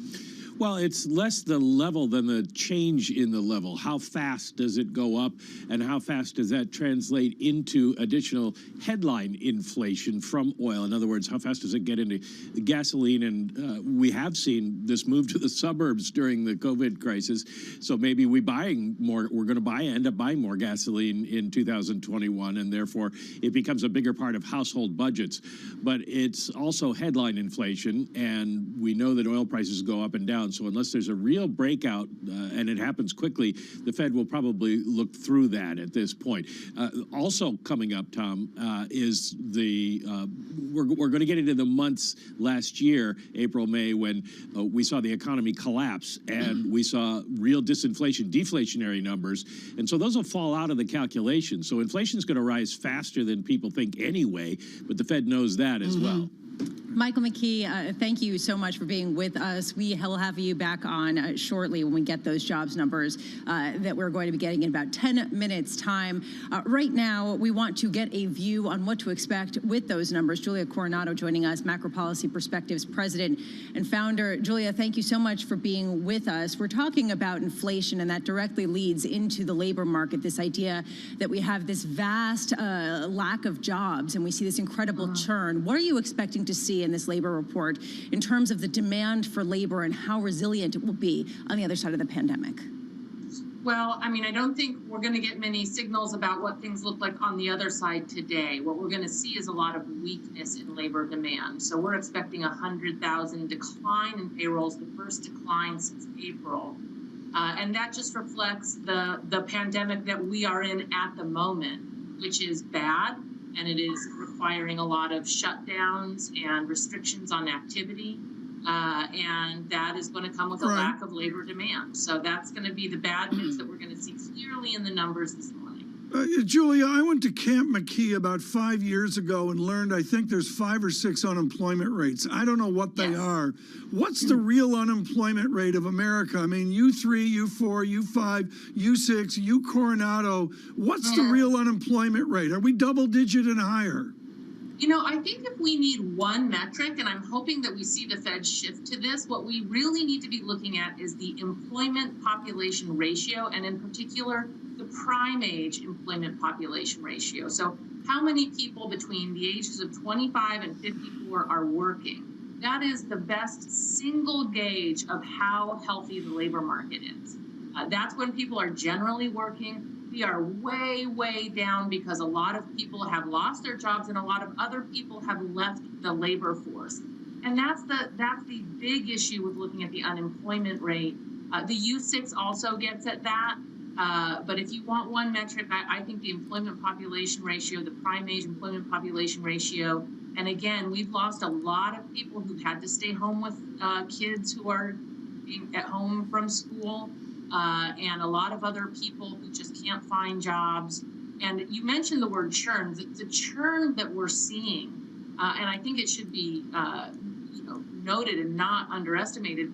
Some people have lost their jobs, gained a job, lost a job again. The number of people losing their jobs is still just historically high, even as a lot of people are regaining jobs. So the frictions and the disruption in this labor market are just nothing like we've ever seen. Yeah, and Julia, the psychological effects of that kind of churn, of being laid off repeatedly, cannot be overstated. I want to go to the range of estimates that are out there. I was looking at the range from a 400,000 loss of jobs on the low end to a 300,000 gain in jobs in this December payrolls report. That is a gap of 700,000 jobs. Just how difficult is it as an economist to pinpoint this market, given how quickly it is moving, and how certain are you about our assessment of it because of that? You know, that's a great point. So it's been really, really hard to read the tea leaves with regards to the labor with the employment report. One of the hardest things that we just can't see till we get the numbers is the temporary layoffs and the reconnections of temporarily laid off workers to their employers. They don't show up in claims necessarily. They don't show up in hiring because they're just being rehired. So a lot of the metrics that we've leaned on for years and years, which were never perfect, the range of estimates was always big, but now they're even worse. And that leads me to another point, which I keep coming back to. We really need to be humble about these numbers. I think if we look back to the Great Recession, we saw the biggest revisions to employment, to GDP in the years following the Great Recession that we had ever seen. And they were view changing. They really changed the way that we looked at the recovery. And the data collection during this pandemic has been even more disrupted. So we should be humble in thinking that we understand the state of the economy. We have we have some guideposts, but things can change and our understanding can change. Julia Coronado, and we welcome all of you commercial free at this moment on Bloomberg Radio and Bloomberg Television worldwide. Up to the jobs report, Michael McKee with that report in a moment. Julia Coronado, one of my themes through the day is hysteresis, which is Blanchard Summers in this agonizing longer-term unemployment that seems to be so tangible. What does hysteresis mean within the service sector economy? You know, I think one of the things that we learned from the last recovery, Tom, was that hysteresis is it's not permanent. People can come back to the labor force.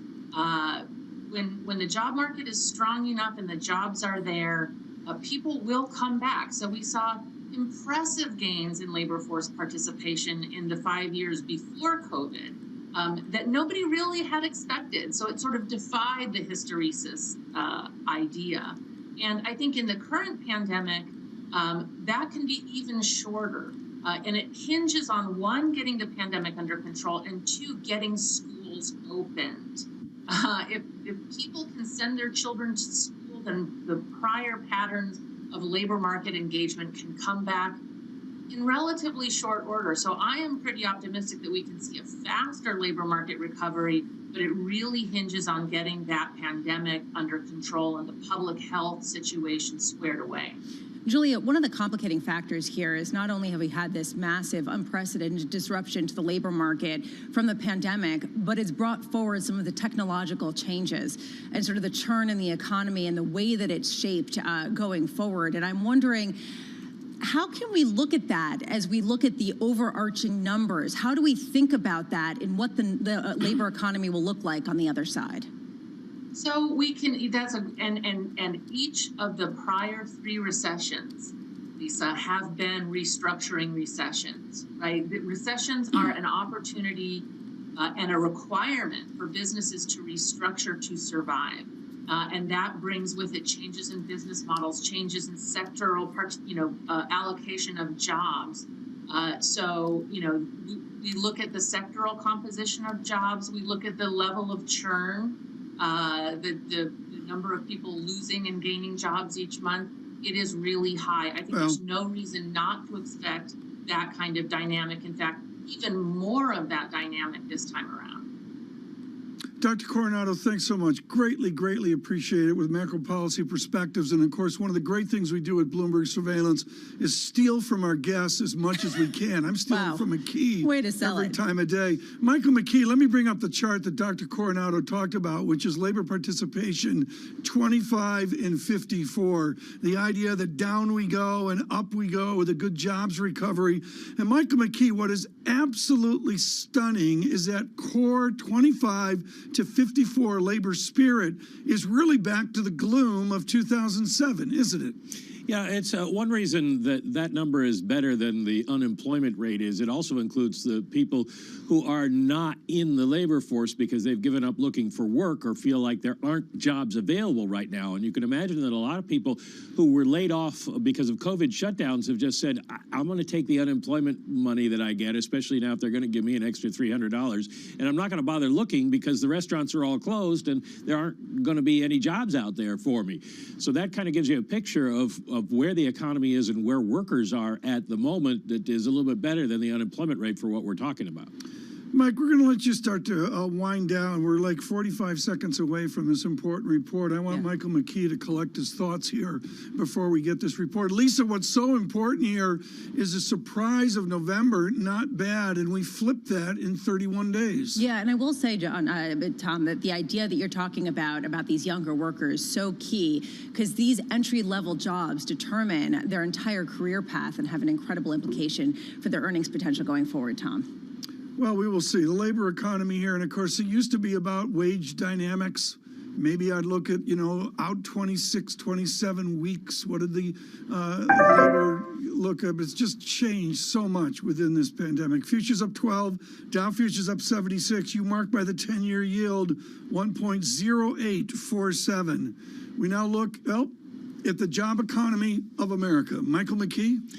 Well, we did lose jobs for the first time since April. 140,000 jobs were lost during the month of December, and the change in private payrolls is 95,000, so 95,000 jobs lost. That was likely mostly in services because at this point, private payrolls rose, back up. I'm reading this too fast. Change in manufacturing payrolls. Manufacturing went up by 38,000 jobs. So at this point, we're looking at a service industry that sort of rolled over. The good news, to the extent there is good news, 6.7% unemployment rate, and that is the same as the prior month. The forecast had been that it would tick up a little bit. Average weekly hours does fall a tick, 34.7, and that tells you something about the economy slowing down during the month. The labor force participation rate, a little different from the employment to population ratio, but it's something the Fed's watching closely, 61.5. same as it was in November. Of course, that is below where it had been, guys. Let me dive a little deeper into the numbers now, Please. and we'll take a look, and maybe you can tell us how the markets are accepting well, the market's, this at this point. Mickey, right now we got yields higher by 2 basis points. We're out to 1.10 on the 10-year yield. We're a little under that, but let's call it. There it is, just moments ago, 1.10 on the 10-year yield. Curve steepening. We begin to talk about 1 percentage point difference in yield between the 2-year and the 10-year.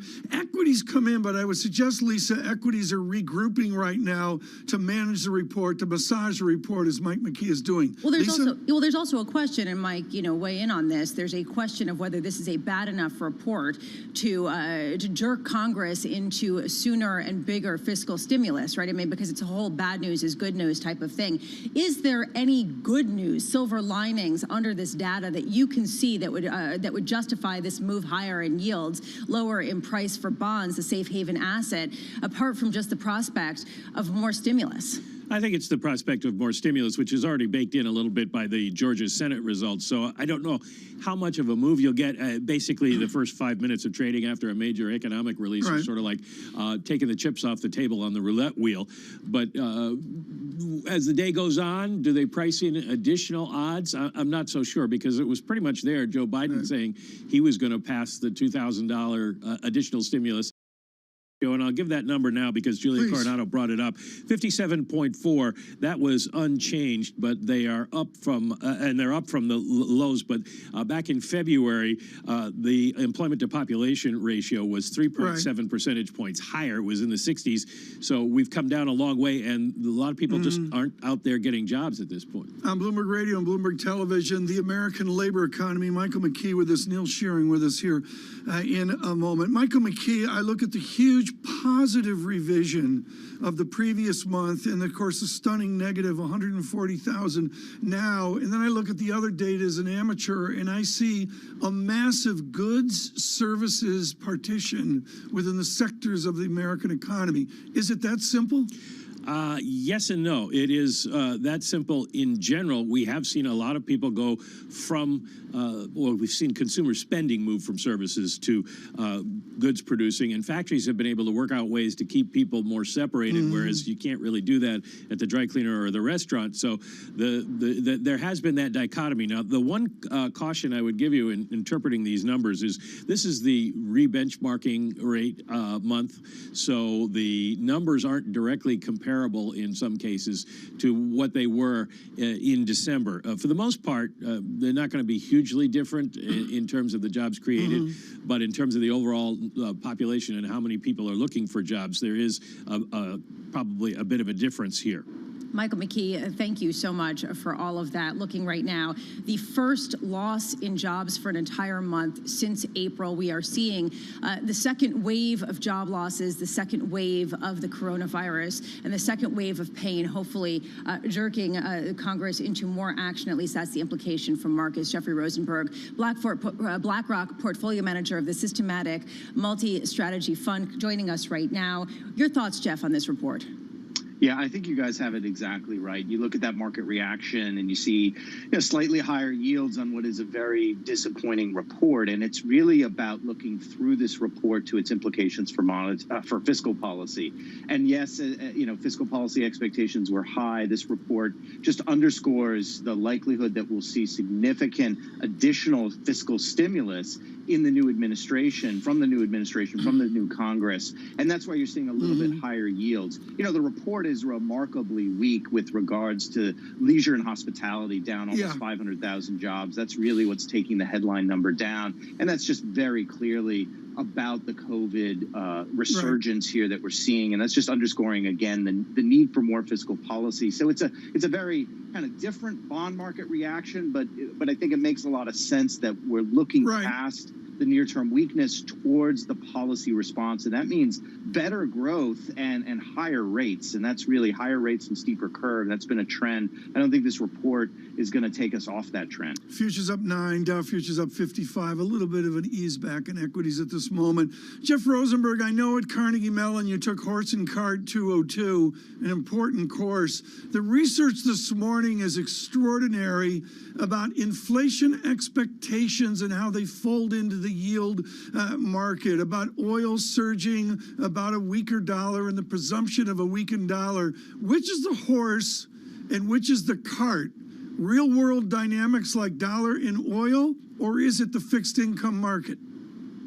Well, the first of all, on oil, that's going to affect the headline levels of inflation. Markets and longer-term inflation expectations are really going to focus on core. Now, the expectations here and the developments are really about a reflationary trade rolling through the fixed income markets. You see it in terms of market-based measures of inflation, tips break even, measures breaking out to the upside. You see it in nominal yield measures, and you see it in the steepening of the yield curve. The overall conclusion here is expectations for significant monetary and fiscal policy coordination to deliver a reflationary thrust to the economy that then flows through into financial markets. But it starts with financial markets expectations, and that's what you're seeing building. It's been building for some time. It's certainly got some acceleration post the Georgia runoff election results, and certainly today.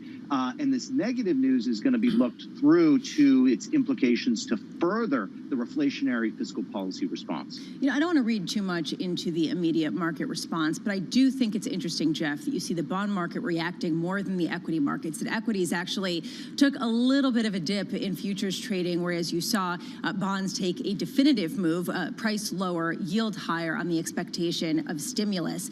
Have we reached a point where higher yields with such a lagging economy in the backdrop becomes a headwind for stocks? In other words, it sort of threatens the thesis of going into stocks at such high valuation simply because there is no alternative, Jeff? It's a great question. I don't think we're there yet. You got to take a step back from these changes in yield levels that, you know, from an environment where yields were exceptionally depressed, and certainly when we think about the 10-year yield being significantly below 1% throughout the post-COVID environment, you know, we've recently reached that level. But these yields are still exceptionally low out the yield curve. And the Fed is telling you they're happy to see that. Now, they're not going to be happy to see a disruptive increase in interest rates, 25 basis points higher on the day. But you look at all of the forecasts for the year, and they center around 25 basis points for the year. That's fine in terms of fiscal stimulus boosting market expectations without those market expectations undoing the financial stability that the Fed is targeting here. So I think if we have these kind of gradual increases in rates, that's not going to get in the way of financial stability and having to have the Fed intervene. Jeff Rosenberg with us with BlackRock, and also Michael McKee of Bloomberg with his wonderful analysis. He has some time to dive into the report. Jeff Rosenberg, Michael McKee mentions the 500,000 statistic on bars and restaurants. I think no surprise to anyone in New York. Michael McKee, can you extrapolate any way to the early February report? Early February next month or a year this ago? January report. No, can you get out January report where we are right now? In a sense you can, because it doesn't look like any of the lockdown situation has changed. And as a matter of fact, we're seeing more cases, more deaths every day.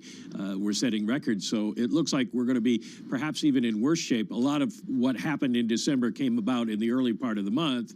And the surveys taken the week of that includes the 12th of the month. So the 12th of the month in January is not looking good right now. And so I would imagine that we will not see any additional hiring. However, have people already lost their jobs? That's going to be the question. If we lost so many in December, do we see a significant number of people who go off payrolls, or are they just remaining off payrolls? So let's just tie this all together and just sort of highlight how a pivotal week this really has been, how an exceptional start to a year following an unprecedented 2020. And Jeff Rosenberg, we started this segment talking about how people have had to rewrite their year-ahead theses in the past week after just writing them days earlier, after what happened with the Georgia election, and given what we're seeing with the surprise now with a labor market that is much weaker than many had expected. Jeff, are you changing any of your 2021 theses based on the week's action? Well, I don't think so.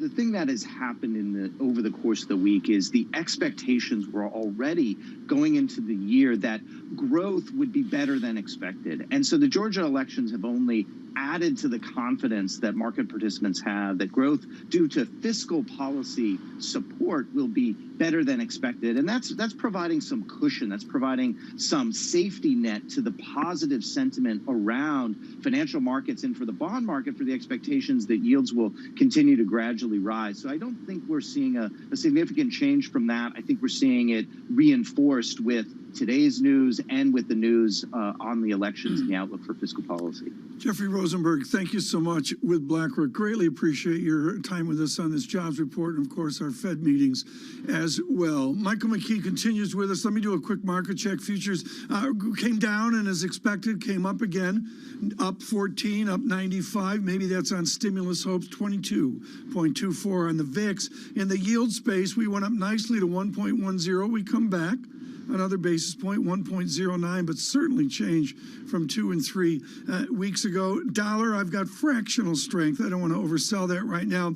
Ed Morris looking for $60 a barrel. Brent crude, end of 2021, $55.19 right now. Michael McKee, you've been diving into the data. Your terminal's smoking here in our studio right now. Although Mike and I are hermetically sealed in the surveillance studio, what have you learned looking deeper into the report?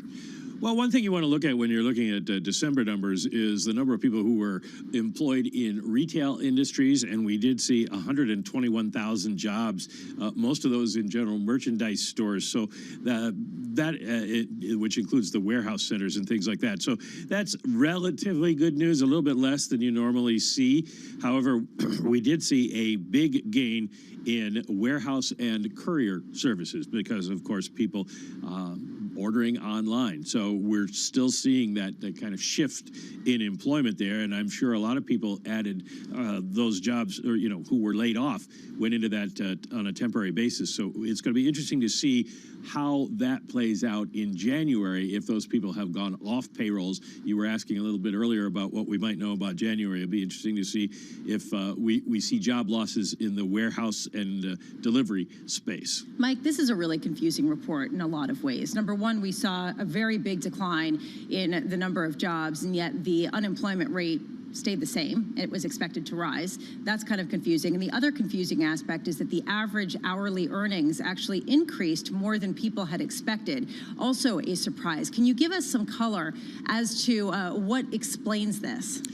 Well, the average hourly earnings is pretty easily explained. The people who lost their jobs are the people who made the least money. And so the people who are still on payrolls are the ones who are more highly paid, and so that skews the numbers. The Fed and others at this point have kind of stopped looking at that average hourly earnings number because it's not really representative at this point, and it doesn't suggest anything about inflation. It's simply a compositional change. When you look at the unemployment rate and what happened there, we didn't see a big change in the labor force. Only 31,000 people came into the labor force, but employment rose significantly versus unemployment. Unemployment went up by only 8,000 in the household survey, and employment went up by 21,000. So you didn't see any kind of change in the unemployment rate. However, that's, again, only people who were looking for work. And so at this point, it's probably better to look at that employment to population ratio, which didn't really change. Mike, wicked quick here. We're out of time. What's the real unemployment rate at the McKee desk? I mean, forget about U6, this or that. Are we above a 12% unemployment rate in America? No, those people who have calculated things like that are coming up with something around 9%. Okay. So that may be closer to what we're actually looking at. The U6 figure is 11.7%. Came in a little bit, 11.7. Yeah, came in a little bit. Michael McKee, just always superb. Thank you so much. Our economic policy correspondent. Lisa, you drive forward to 9 o'clock.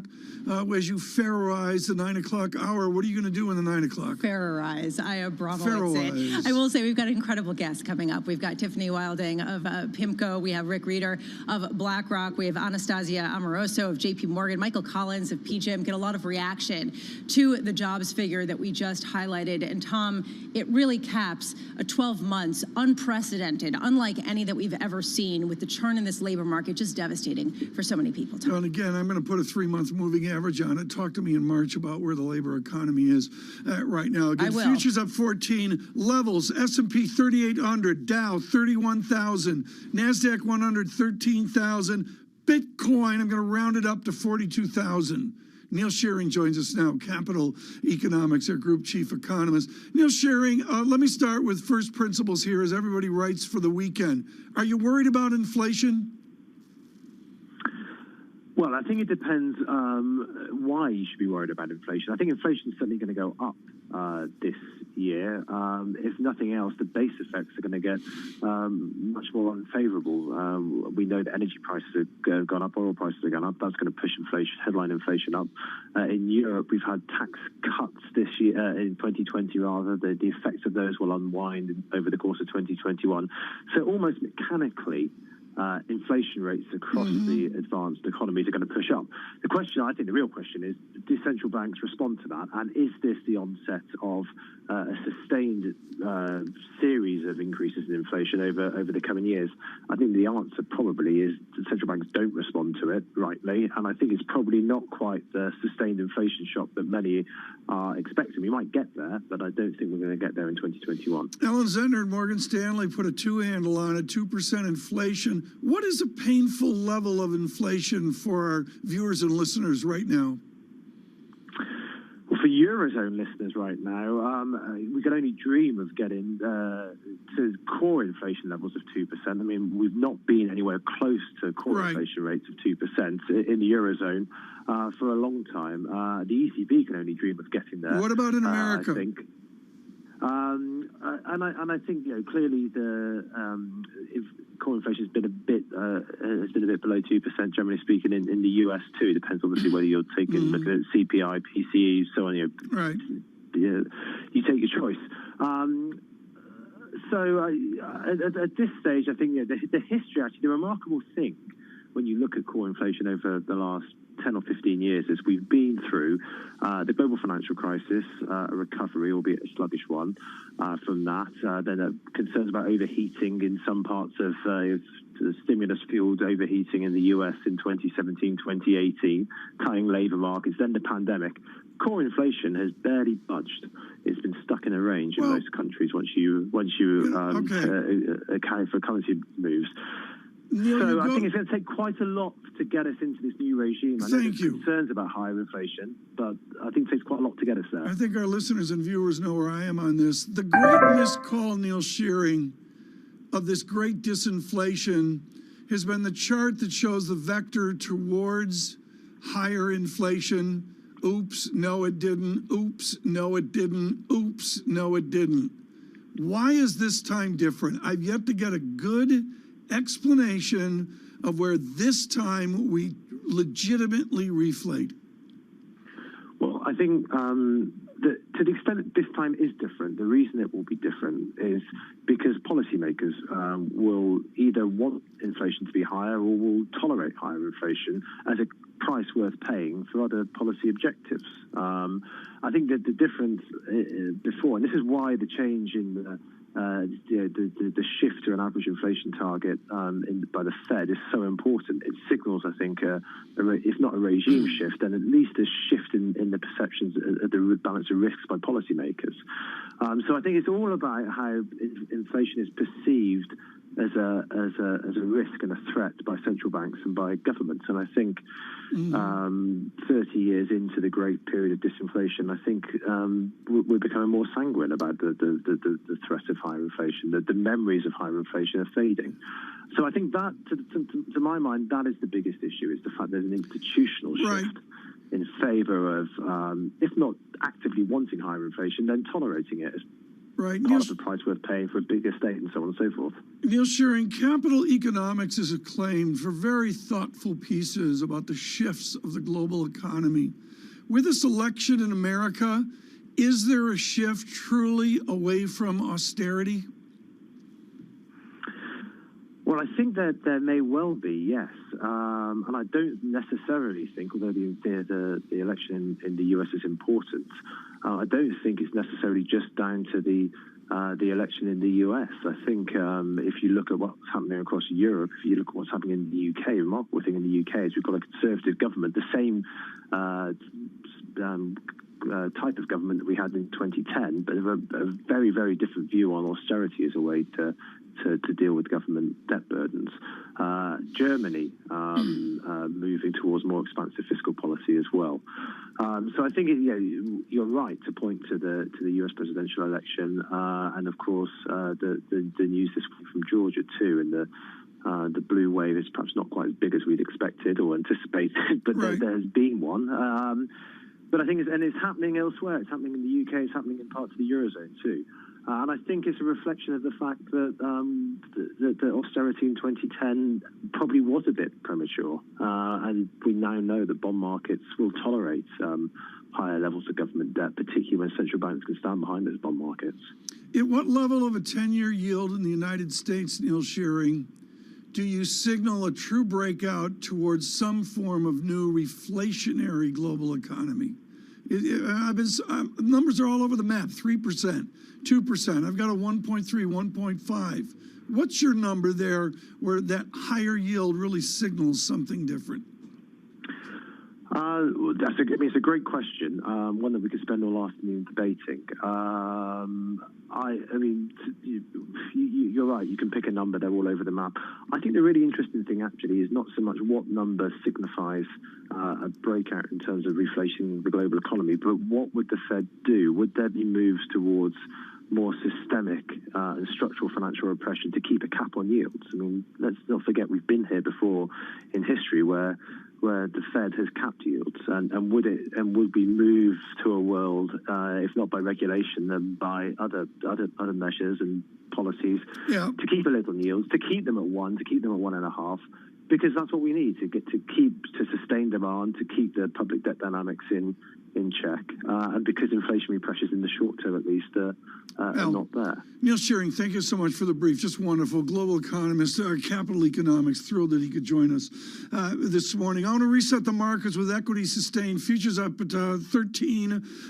Dow futures up 70 points, 31,012 on the Dow futures. And the VIX really comes into a new low that I've seen, 22.19. The yield 109. We printed 110.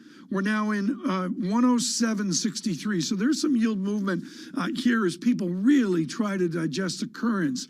There has been only one move in Bitcoin. The mail that we received was extraordinary over the last 2 hours. You'd think his entourage alone must have sent in 40 emails. With Bitcoin at 41,000, we need a surveillance encore on a Friday. Edward Vanderwalt joins us here on Bitcoin. I want you to speak now, Eddie Vanderwalt, to the Bitcoin doubters. They have been crushed. Frame their argument.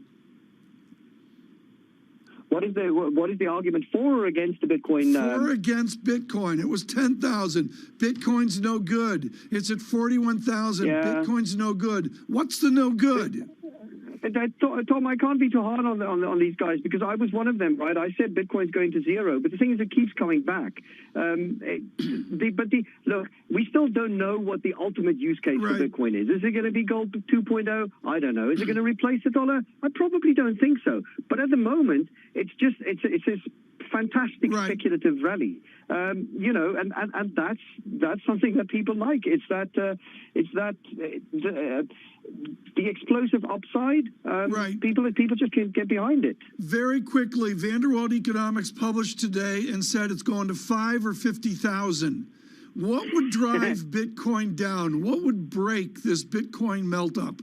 Oh, there are some significant risks here, right? Number one, we haven't seen any real regulation come into force yet. If we do see significant regulation come into force, that could be a game changer. Number two, is Bitcoin the ultimate winner in this space? You know, there's big challenges. I mean, while Bitcoin supply is limited, the supply of cryptocurrencies are not. There are an infinite number of them. Our goal is to get you on at 12 noon, so you've got a hat trick of appearances today. Eddie Vanderwalt on Bitcoin for Bloomberg. Coming up, more on the American labor economy on Monday. Marty Walsh of the Biden cabinet. This is Bloomberg. Good morning.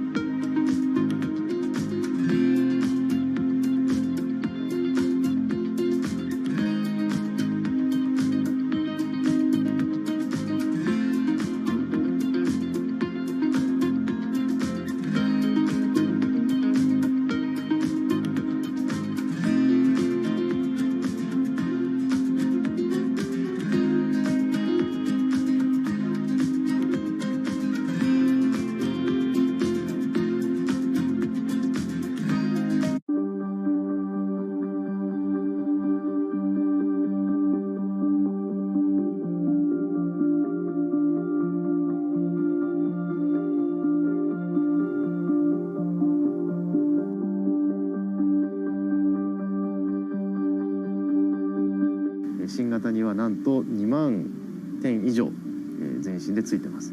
なので2万点あることにより、その情報が取れない、平面がないんですね。なので全てをスキャンすることができるので。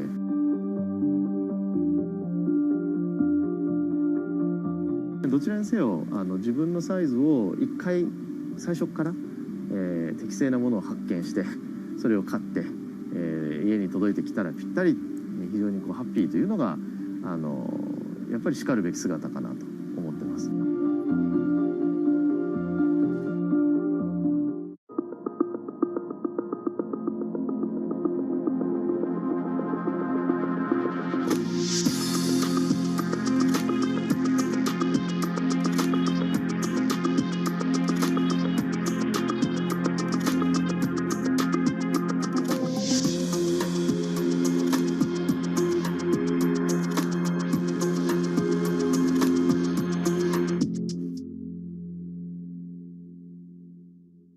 Valuations, particularly, sort of the technology landscape, have gotten to some pretty extraordinary levels. So I think it's not a surprise. I don't think it's any indication of the beginning of the end, but I do think markets don't like uncertainty.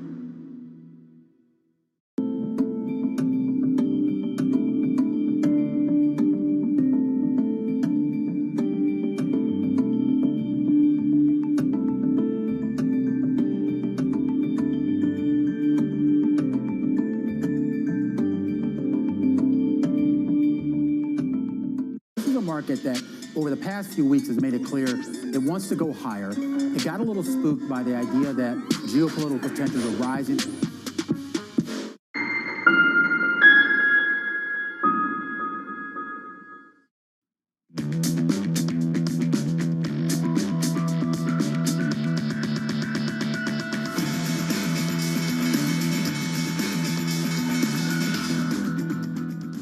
For our viewers worldwide, I'm Lisa Abramowitz in for Jonathan Farrow. The countdown to the open starts right now. Let's start by taking a look at that monthly jobs report. A big downside surprise with a total loss of 140,000 jobs versus an expectation of a gain of 50,000. Michael McKee, Bloomberg International Economics and Policy Correspondent with more. Mike. Lisa, it's an interesting report to look through because there are some unusual factors, even in an unusual year. We saw the economy start to recover into the fall and then all of a sudden started falling off the cliff again. And so you've got dichotomy here. We saw 140,000 jobs lost during the month of December, which is the first time since April that we have lost jobs.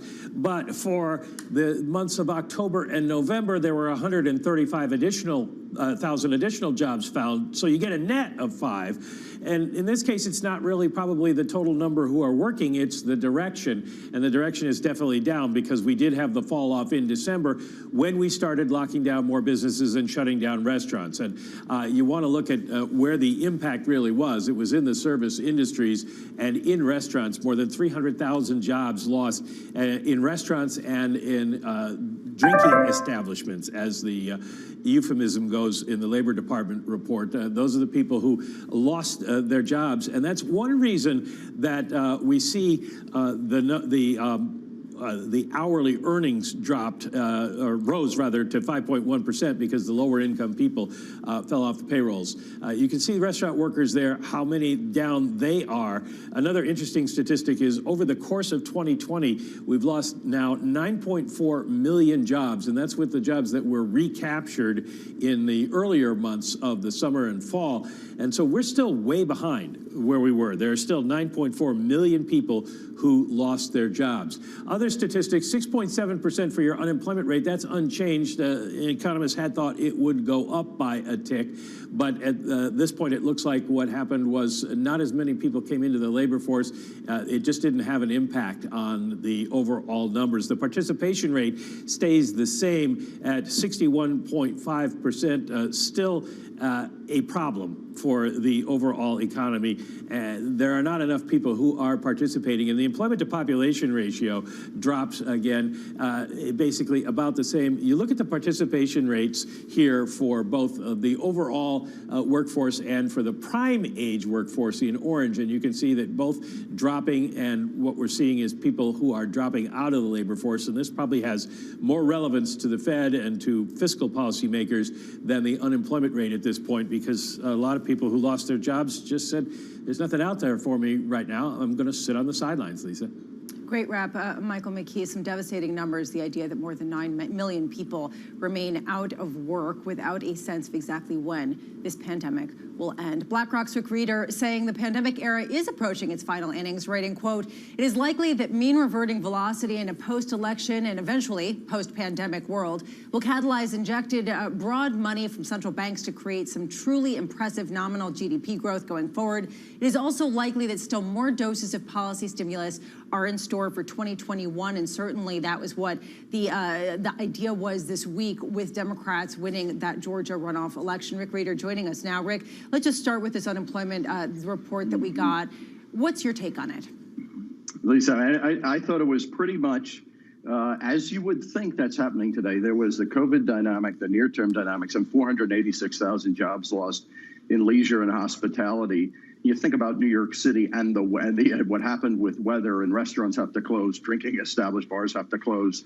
But then you look at other parts of the report. You look at construction, manufacturing, business services, temporary hiring.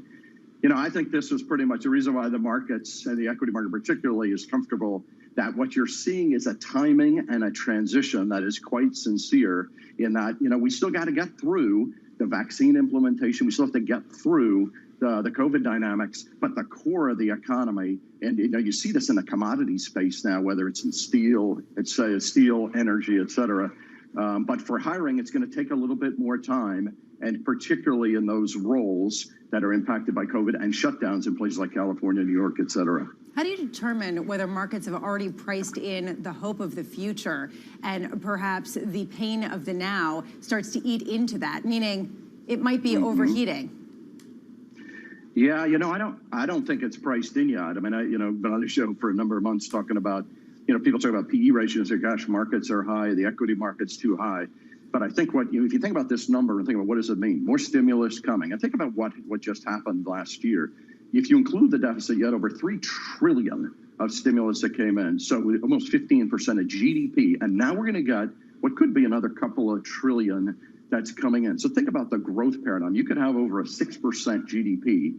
I think you could get a 7% GDP next year. So now think about valuations. The equity market, PE multiples are high, but if you take earnings acceleration and you take earnings yield, so what is the Fed going to do now? Fed's got to stay on hold. Rates are going to stay down. The earnings yield of the equity market is literally, if you take 2021 anticipated earnings, is 5%-ish. Free cash flow yield is 5%-ish, with treasuries at 0.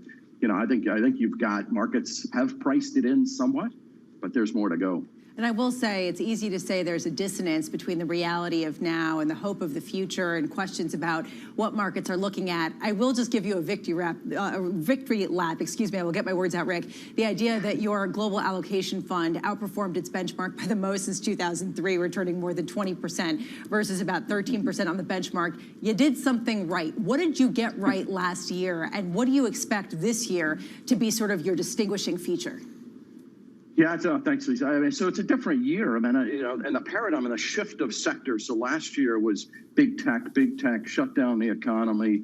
Commerce is evolving dramatically. Get into some of these big technology names. I think they've done their job to a large extent. What didn't perform last year, as now you get a cyclical impulse that I think is real and shifting while you're seeing energy, while you're seeing materials. Cyclicals, I think, are very interesting. Financials are an interesting evolution, given that rates are going to move higher, curve steepens out, and by the way, parts of emerging markets are different. So you get a very different year, and then gosh, you think about last year, starting last year, interest rates, getting yield, getting treasuries into the portfolio as the Fed was dropping rates. That's over. So now cut your duration, build your income, and run a really different portfolio than at different points last year. So big shifts in terms of what you need to do. By the way, technologies, we still like technology a lot, but it's different today. Things like semiconductors, you see the data on semi, it's pretty impressive. Parts of software are way too high.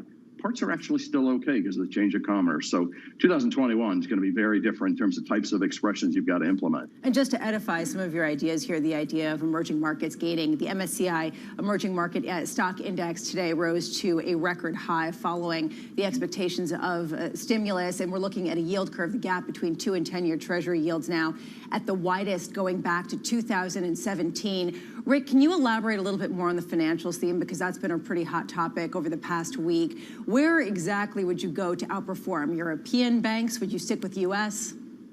No, you just hit the nail on the head. European banks, they've had quite a run. I think a couple of months ago we talked about on the show that they are, there's some people say, well, rates aren't going to move higher in Europe for a long time. Completely right.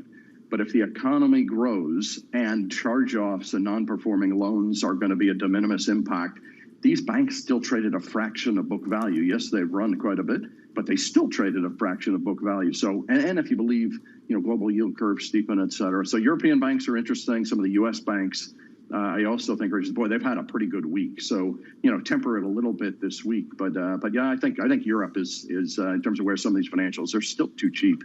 And U.S. as well. But boy, we've made a pretty good move in the last week or so. So tempering that enthusiasm a bit. Well, let's, Rick, go to your wheelhouse, and that is the bond market. And I'd love your take on Treasury yields, which reached the highest since March this week, also on expectations of more fiscal stimulus. How high can those yields go before they affect the thesis to buy stocks at these valuations? I mean, we're in one of these nirvana moments in terms of financial assets. So first of all, the cash on the sidelines, by the way, we've seen that money start to really get into not just equities, but bonds, in size, and more so in TIPS and inflation-protected product today. But if you think about, where are rates going? I mean, you're in this position where the Fed, especially after this number, is going to think, gosh, I got to stay there. I've got to be supported. And so what will happen is I think rates will move moderately higher. I think the 10-year is going to 1.25. Could you get a little bit behind that? But boy, I don't think the Fed is going to want to let in. I think they'll extend the maturity of their portfolio. And I think they'll have to increase their size of asset purchases. So I think rates are moving a bit higher, but I don't think significantly higher. We talk about equity valuations. Say, gosh, we may move up 20 basis points in the 10-year. It's like, who cares? But for the bond market, but at least one thing that's really important, the interest rate market now, including things like munis, treasuries, agency mortgages, are incredibly sensitive to small move in interest rates. So people in their bond portfolios just need to be really careful and really thoughtful about where you're holding your interest rate exposure. Yeah, and I was looking at those Oxford 100-year bonds. Oof, not so great over the past week. Rick Rieder, thank you so much for being with us. We always appreciate your views on the market. Right now, Bloomberg's Sarah Ponczak joining us with a look at the stocks moving ahead of the opening bell. Sarah. Well, some stocks in the green for you this morning, from tech to biotech to, well, also crypto. I'll kick it off with Apple. In the pre-market, rising for a second day. This comes after a gain of 3.4% yesterday. Earlier today, there were reports that Apple was in talks with Hyundai to develop a self-driving car. Well, Hyundai then toned down its earlier statements, saying it's been contacted by multiple potential partners, removing any reference to Apple. Still a gain in Apple. Still, it only brings us to about break even, though, for the week. Moving on to Micron, the largest U.S. maker of memory chips. Well, they reported earnings yesterday after the bell, a beat on the top and bottom line, also a strong forecast. They say that they see revenue in the second quarter coming in between $5.6 and $6 billion. The estimate was $5.48 billion. We've also seen multiple price target raises this morning for the likes of RBC and Raymond James. Moderna, positive news. The UK has approved Moderna's COVID-19 vaccine. That says that they joined Pfizer and AstraZeneca as well with the approval. The UK also said it's going to order an additional 10 million Moderna doses, bringing the total to 17 million. And last but not least, Riot Blockchain. As I look at my screen this morning, if I take a look at Bitcoin, trading at $41,236 at this moment. Just a month ago, Bitcoin was trading sub 20. So that's really helped those crypto-related equities like Riot Blockchain. Some numbers for you just to close it out here. Riot is already up 34% year to date. That was through yesterday. Last year, up 1,417%, Lisa. Sarah, I was in a band in high school called Riot Blockchain. Just kidding. Anyway, Sarah Ponczak, thank you so much. Coming up, Tiffany Wilding, PIMCO U.S. economist, will be joining us on this labor report that showed a much bigger than expected loss in jobs for the month of December. In the markets, shaking it off with resilience, with expectations of more stimulus. We are getting still some maintenance of those gains in the equity markets, and bonds fluctuating between gains and losses. This is Bloomberg.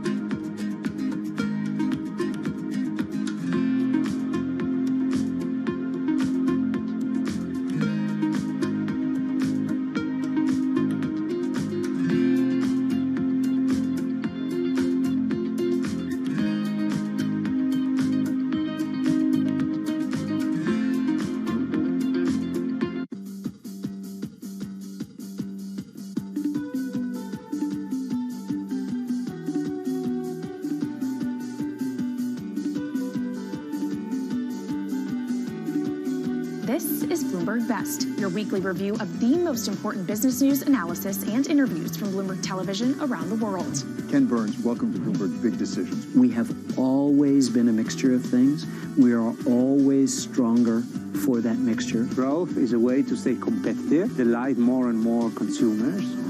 Are you worried that people won't take the vaccine? We remain concerned about vaccine hesitancy. What is one word of advice you'll take with you? Learn how to listen. And that is certainly something that has served me well. Ankiti, where do you go from here? It's a huge market. It's a huge opportunity. I want to go 100x from here. Our philosophy is to partner where we can and stand apart when we should. Give you a sense of the real-time action. The 10-year yield tumbling now 11 basis points. So continuing in this knee-jerk risk-off feel.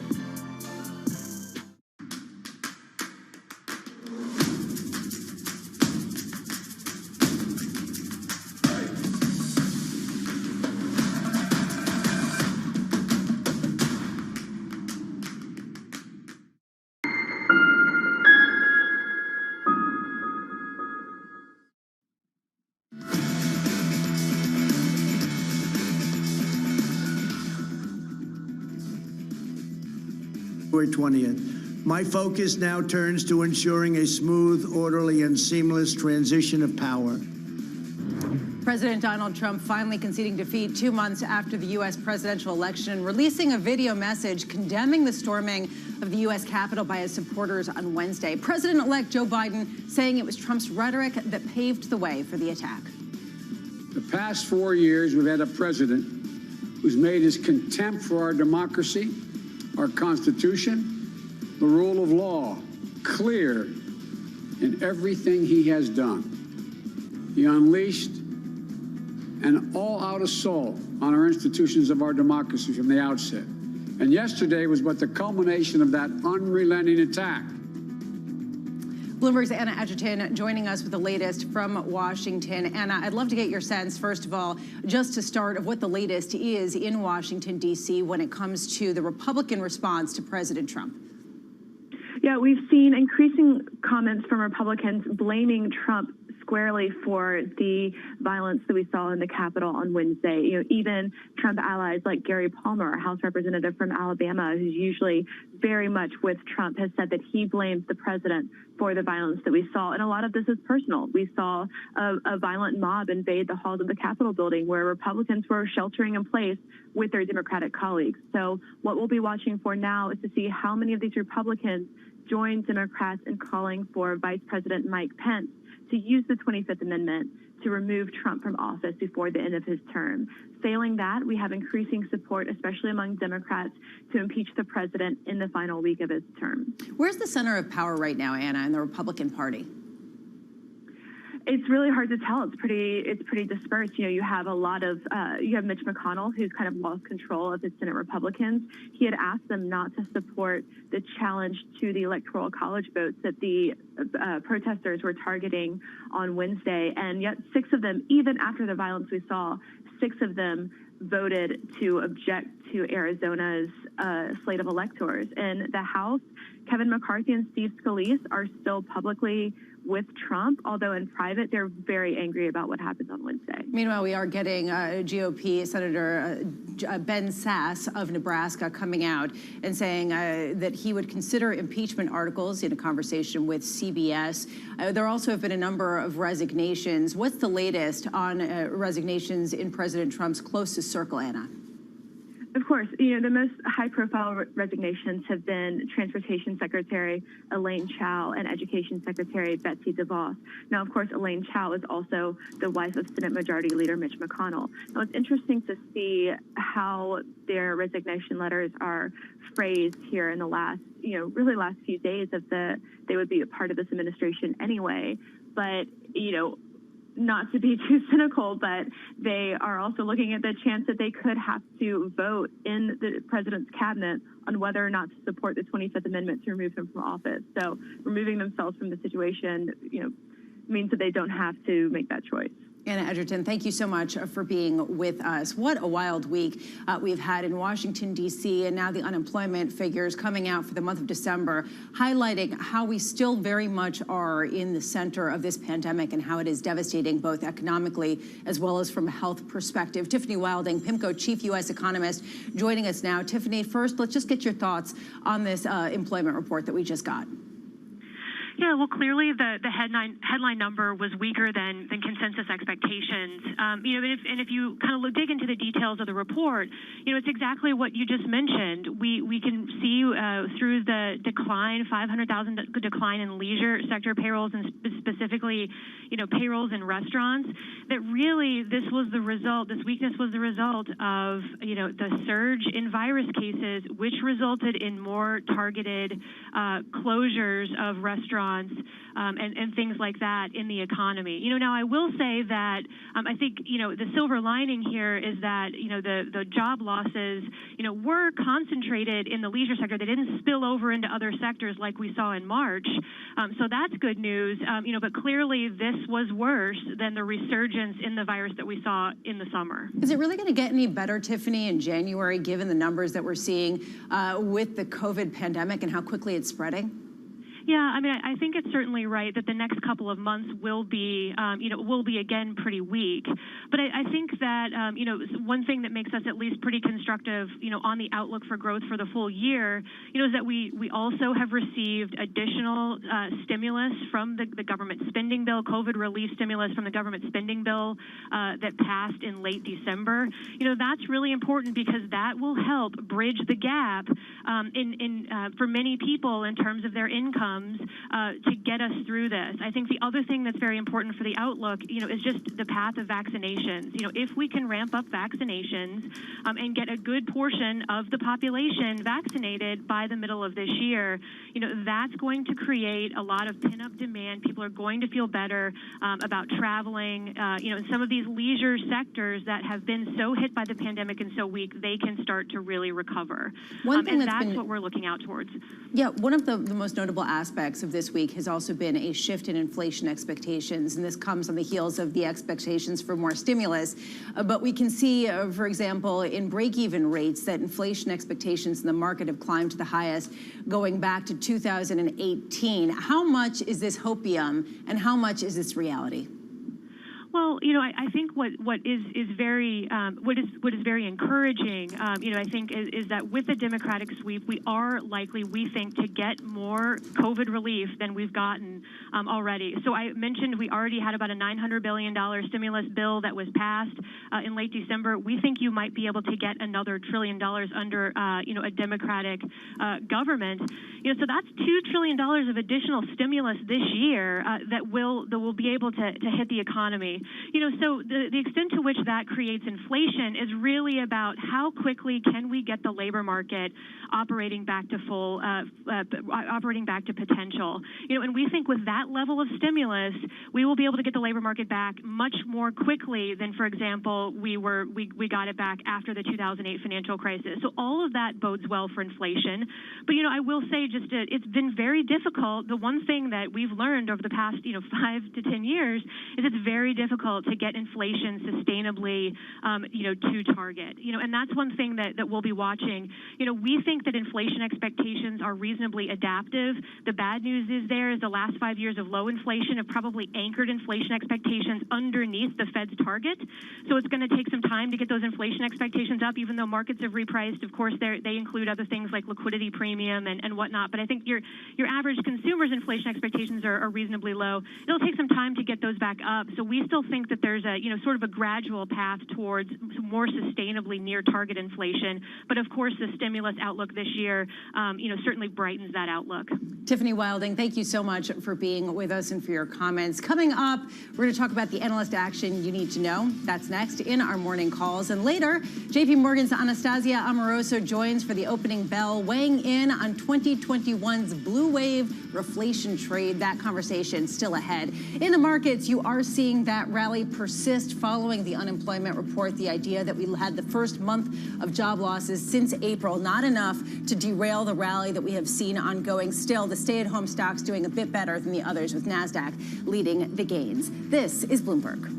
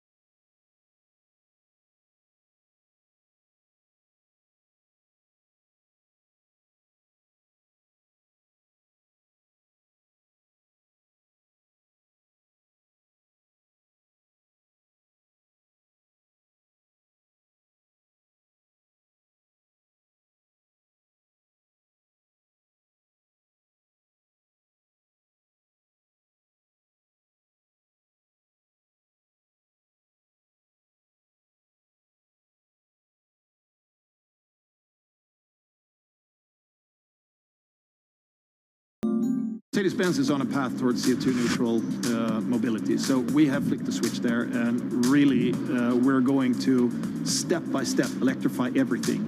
And what does that mean? Combustion engines get electrified.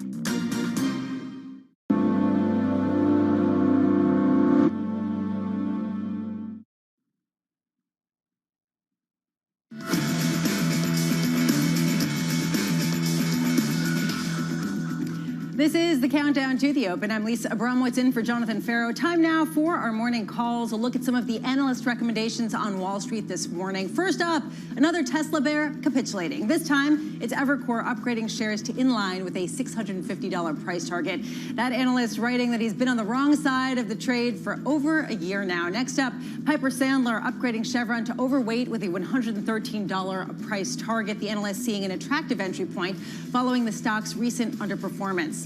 And finally, Bank of America downgrading United to underperform without a price target. The analyst citing the airline's high level of international exposure and its stretched valuation. Coming up, a big week for the small caps, topping the S&P this week by the most in 9 months. That conversation, the rotation trade, coming up next with JP Morgan's Anastasia Amoroso. The opening bell up next. We do see a gain with the NASDAQ leading the way. Yields higher, price lower in the bond market as we take a look at the prospect for higher inflation and more supply of debt sales from a United States that is probably going to pass more stimulus. From New York, this is Bloomberg.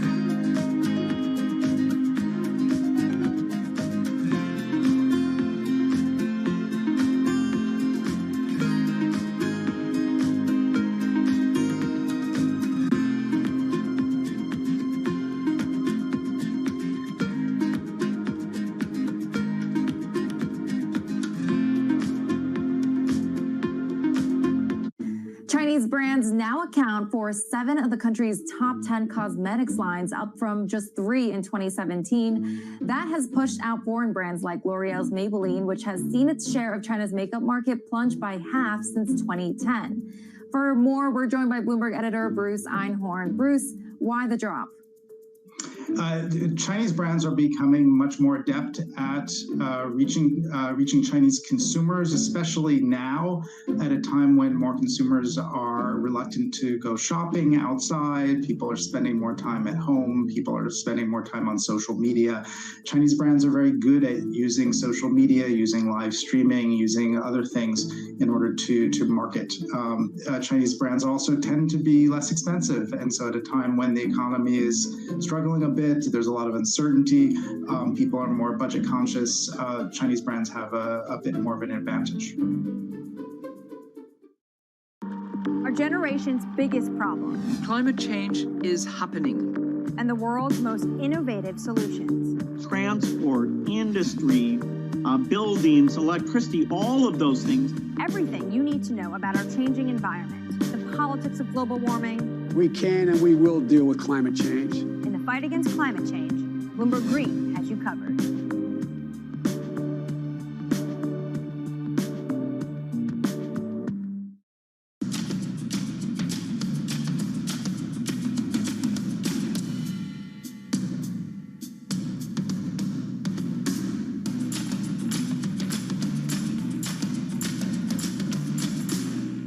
It's really a reminder, isn't it, just how sensitive the markets are to any commentary about trade. We did see some pressure on the yuan, we did see some pressure on the futures. That is now being reversed.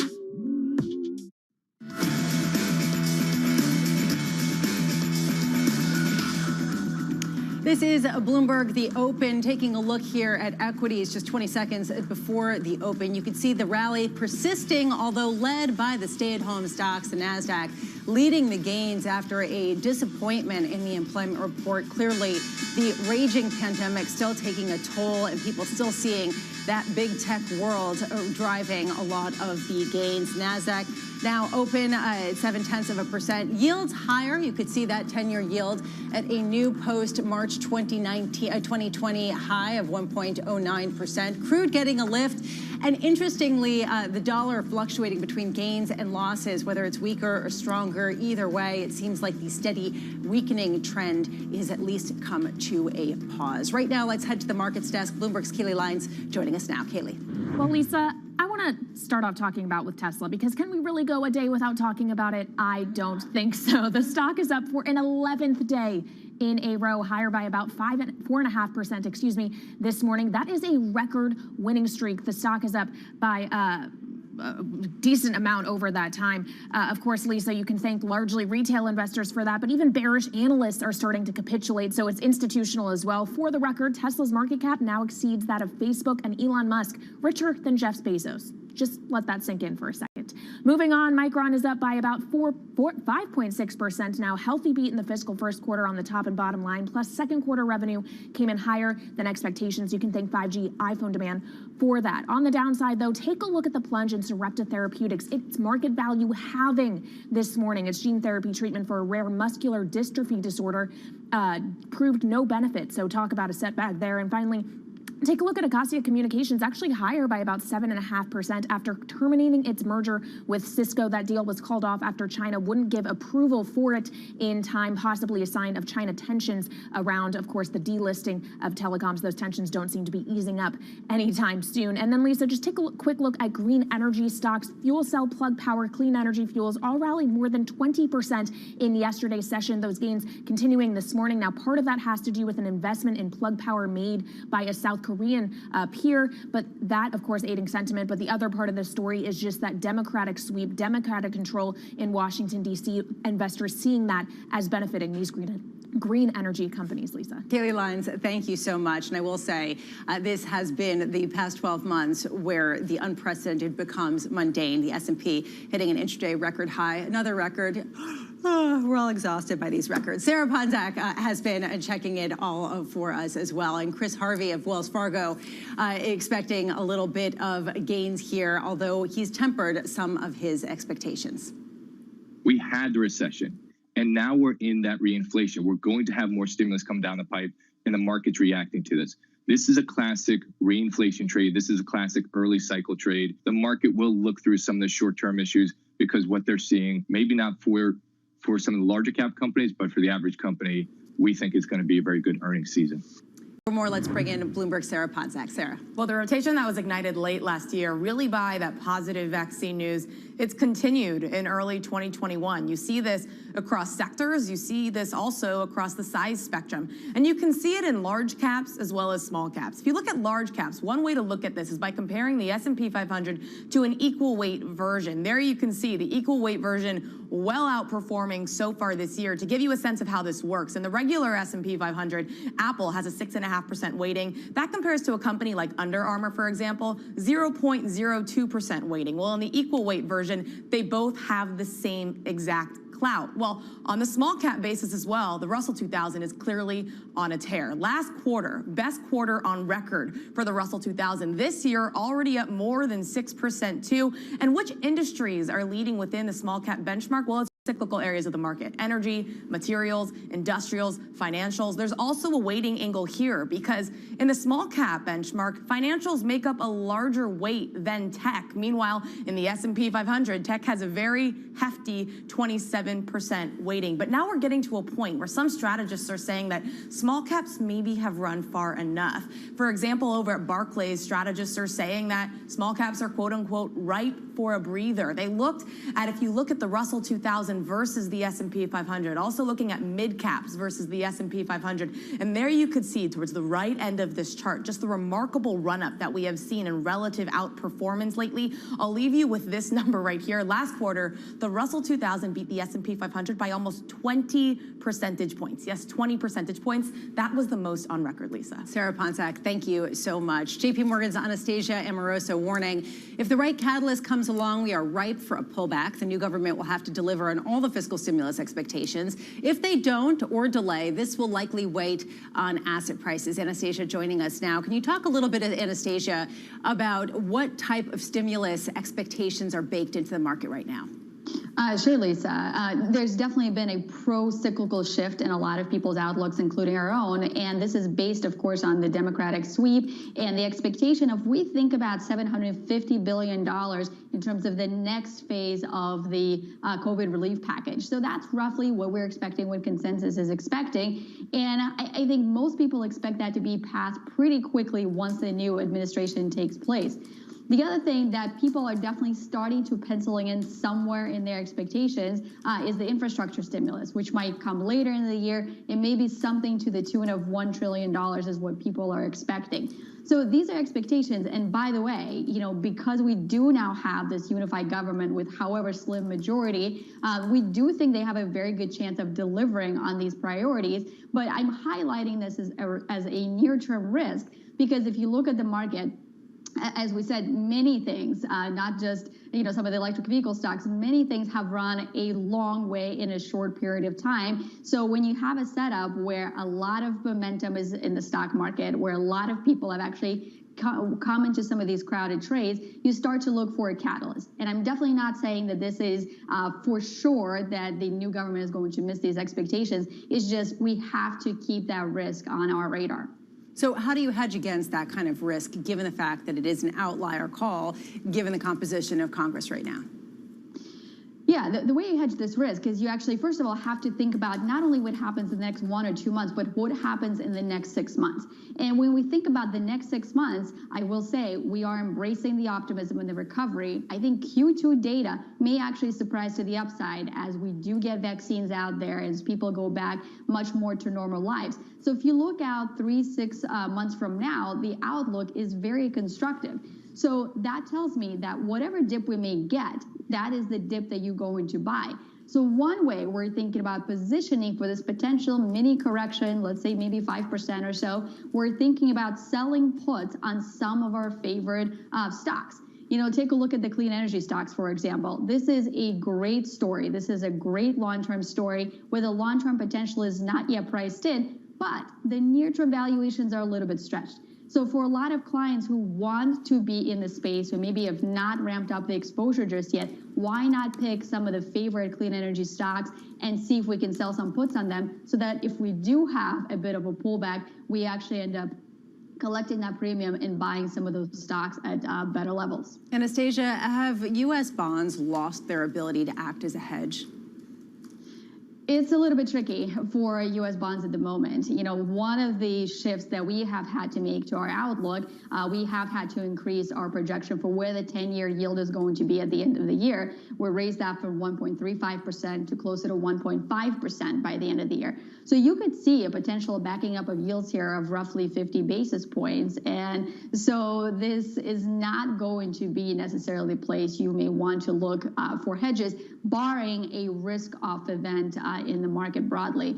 So that's why we look to some of the option markets to hedge some of the very precise risks that we may want to hedge.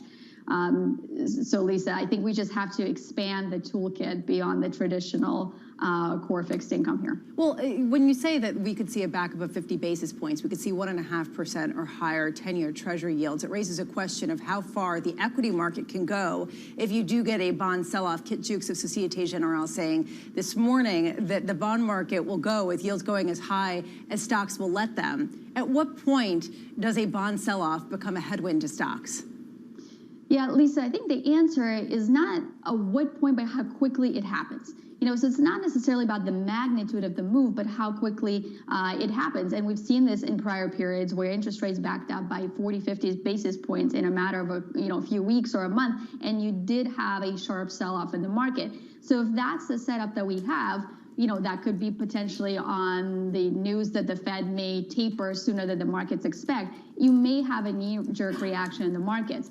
But to the extent that we see a slow grind higher in the Treasury yield throughout the course of the year as the economic environment improves, I don't necessarily see the interest rates as being a major headwind to equity valuations. Anastasia, before I let you go, I want to ask about today's unemployment report. The idea here that even as we talk about the hope of the future, the now is pretty bleak. At what point do the data that we get out of the economy affect your thesis about markets? Lisa, I think they definitely impact the near-term outlook that we have to think about. The report that we saw this morning is a very bifurcated labor market report, and there's plenty of strength in sectors, even like manufacturing or professional services. But what's really hurting in the economy right now is the service sector. And this is a function of the lockdowns that governments have recommended or maybe mandated. And it's a function of maybe people choosing to not venture out to some of these businesses. It's a function of the winter conditions that we're headed to and businesses having, unfortunately, to close down. So this is not a Q2 continuation. I think this is very much a near term. Next couple of months is where we have to brace ourselves for. This is why the fiscal stimulus was so important. The next round of fiscal stimulus is so important too. So I think we're going to get through it. And for our outlook, we can get fixated on this, near term, couple of months data. But this is something for the government to address for sure. And it could be one of the things that causes this mini correction that we might see. Anastasia Amoroso, thank you so much for taking the time. Let's head back now to the markets desk. Kaylee Lyons joining us with more. Kaylee. Well, Lisa, once again, is tech outperforming in today's session, so I want to keep a tech theme with the movers I'm watching. Starting with Apple, the stock is higher, but only by about 0.5%. This is after Hyundai confirmed and then walked back the confirmation it is in talks with the company about a self-driving car. So some question marks are there still, though the stock is higher. Speaking of cars, check out Nikola, higher for a third day, up around 2% this morning after a gain of 10% in yesterday's session. As I was mentioning a few moments ago, this is the green energy EV trade that has gotten so hot, all about the potential boon coming to this sector under a democratically controlled government. I also mentioned earlier that called off Acacia-Cisco merger. Acacia canceling that deal after the Chinese government didn't give approval in time. Cisco, though, may still pursue legal options to keep it alive. That stock is higher by about 0.6% right now. And finally, just keeping an eye on Twitter, it has been fluctuating between marginal gains and losses since the market opened. Some competing factors at work here. You did get a price target lift from Baird today, but then, of course, the company is caught in the political crossfires again after the suspension of Trump's Twitter account following the events we saw on Capitol Hill this week. Of course, Facebook, its peer, has suspended the president's account through the end of his term. Twitter under some pressure to do the same, Lisa. Kaylee, thank you so much. Coming up, that conversation with PGIM's Michael Collins. We'll be talking about record highs in the markets. This is Bloomberg.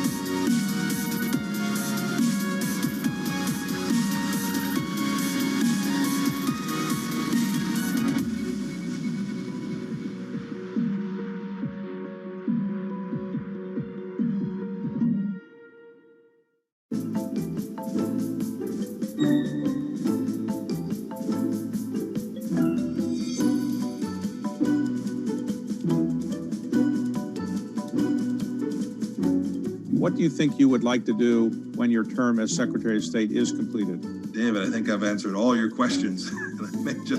I may kick this one. I don't know precisely what I'll do.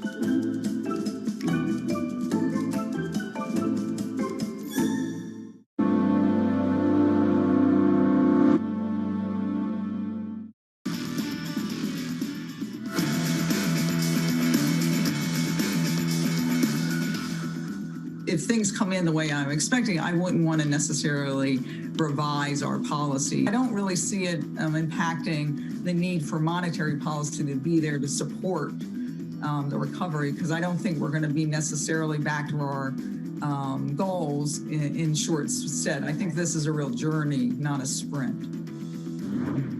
Cleveland Fed President Loretta Mester, typically she is hawkish. She was taking a more dovish tone than some of her colleagues as they propose possibly tapering the Fed's bond purchases on a monthly basis. For more, let's bring in Bloomberg's international economics and policy correspondent, Michael McKee. Mike.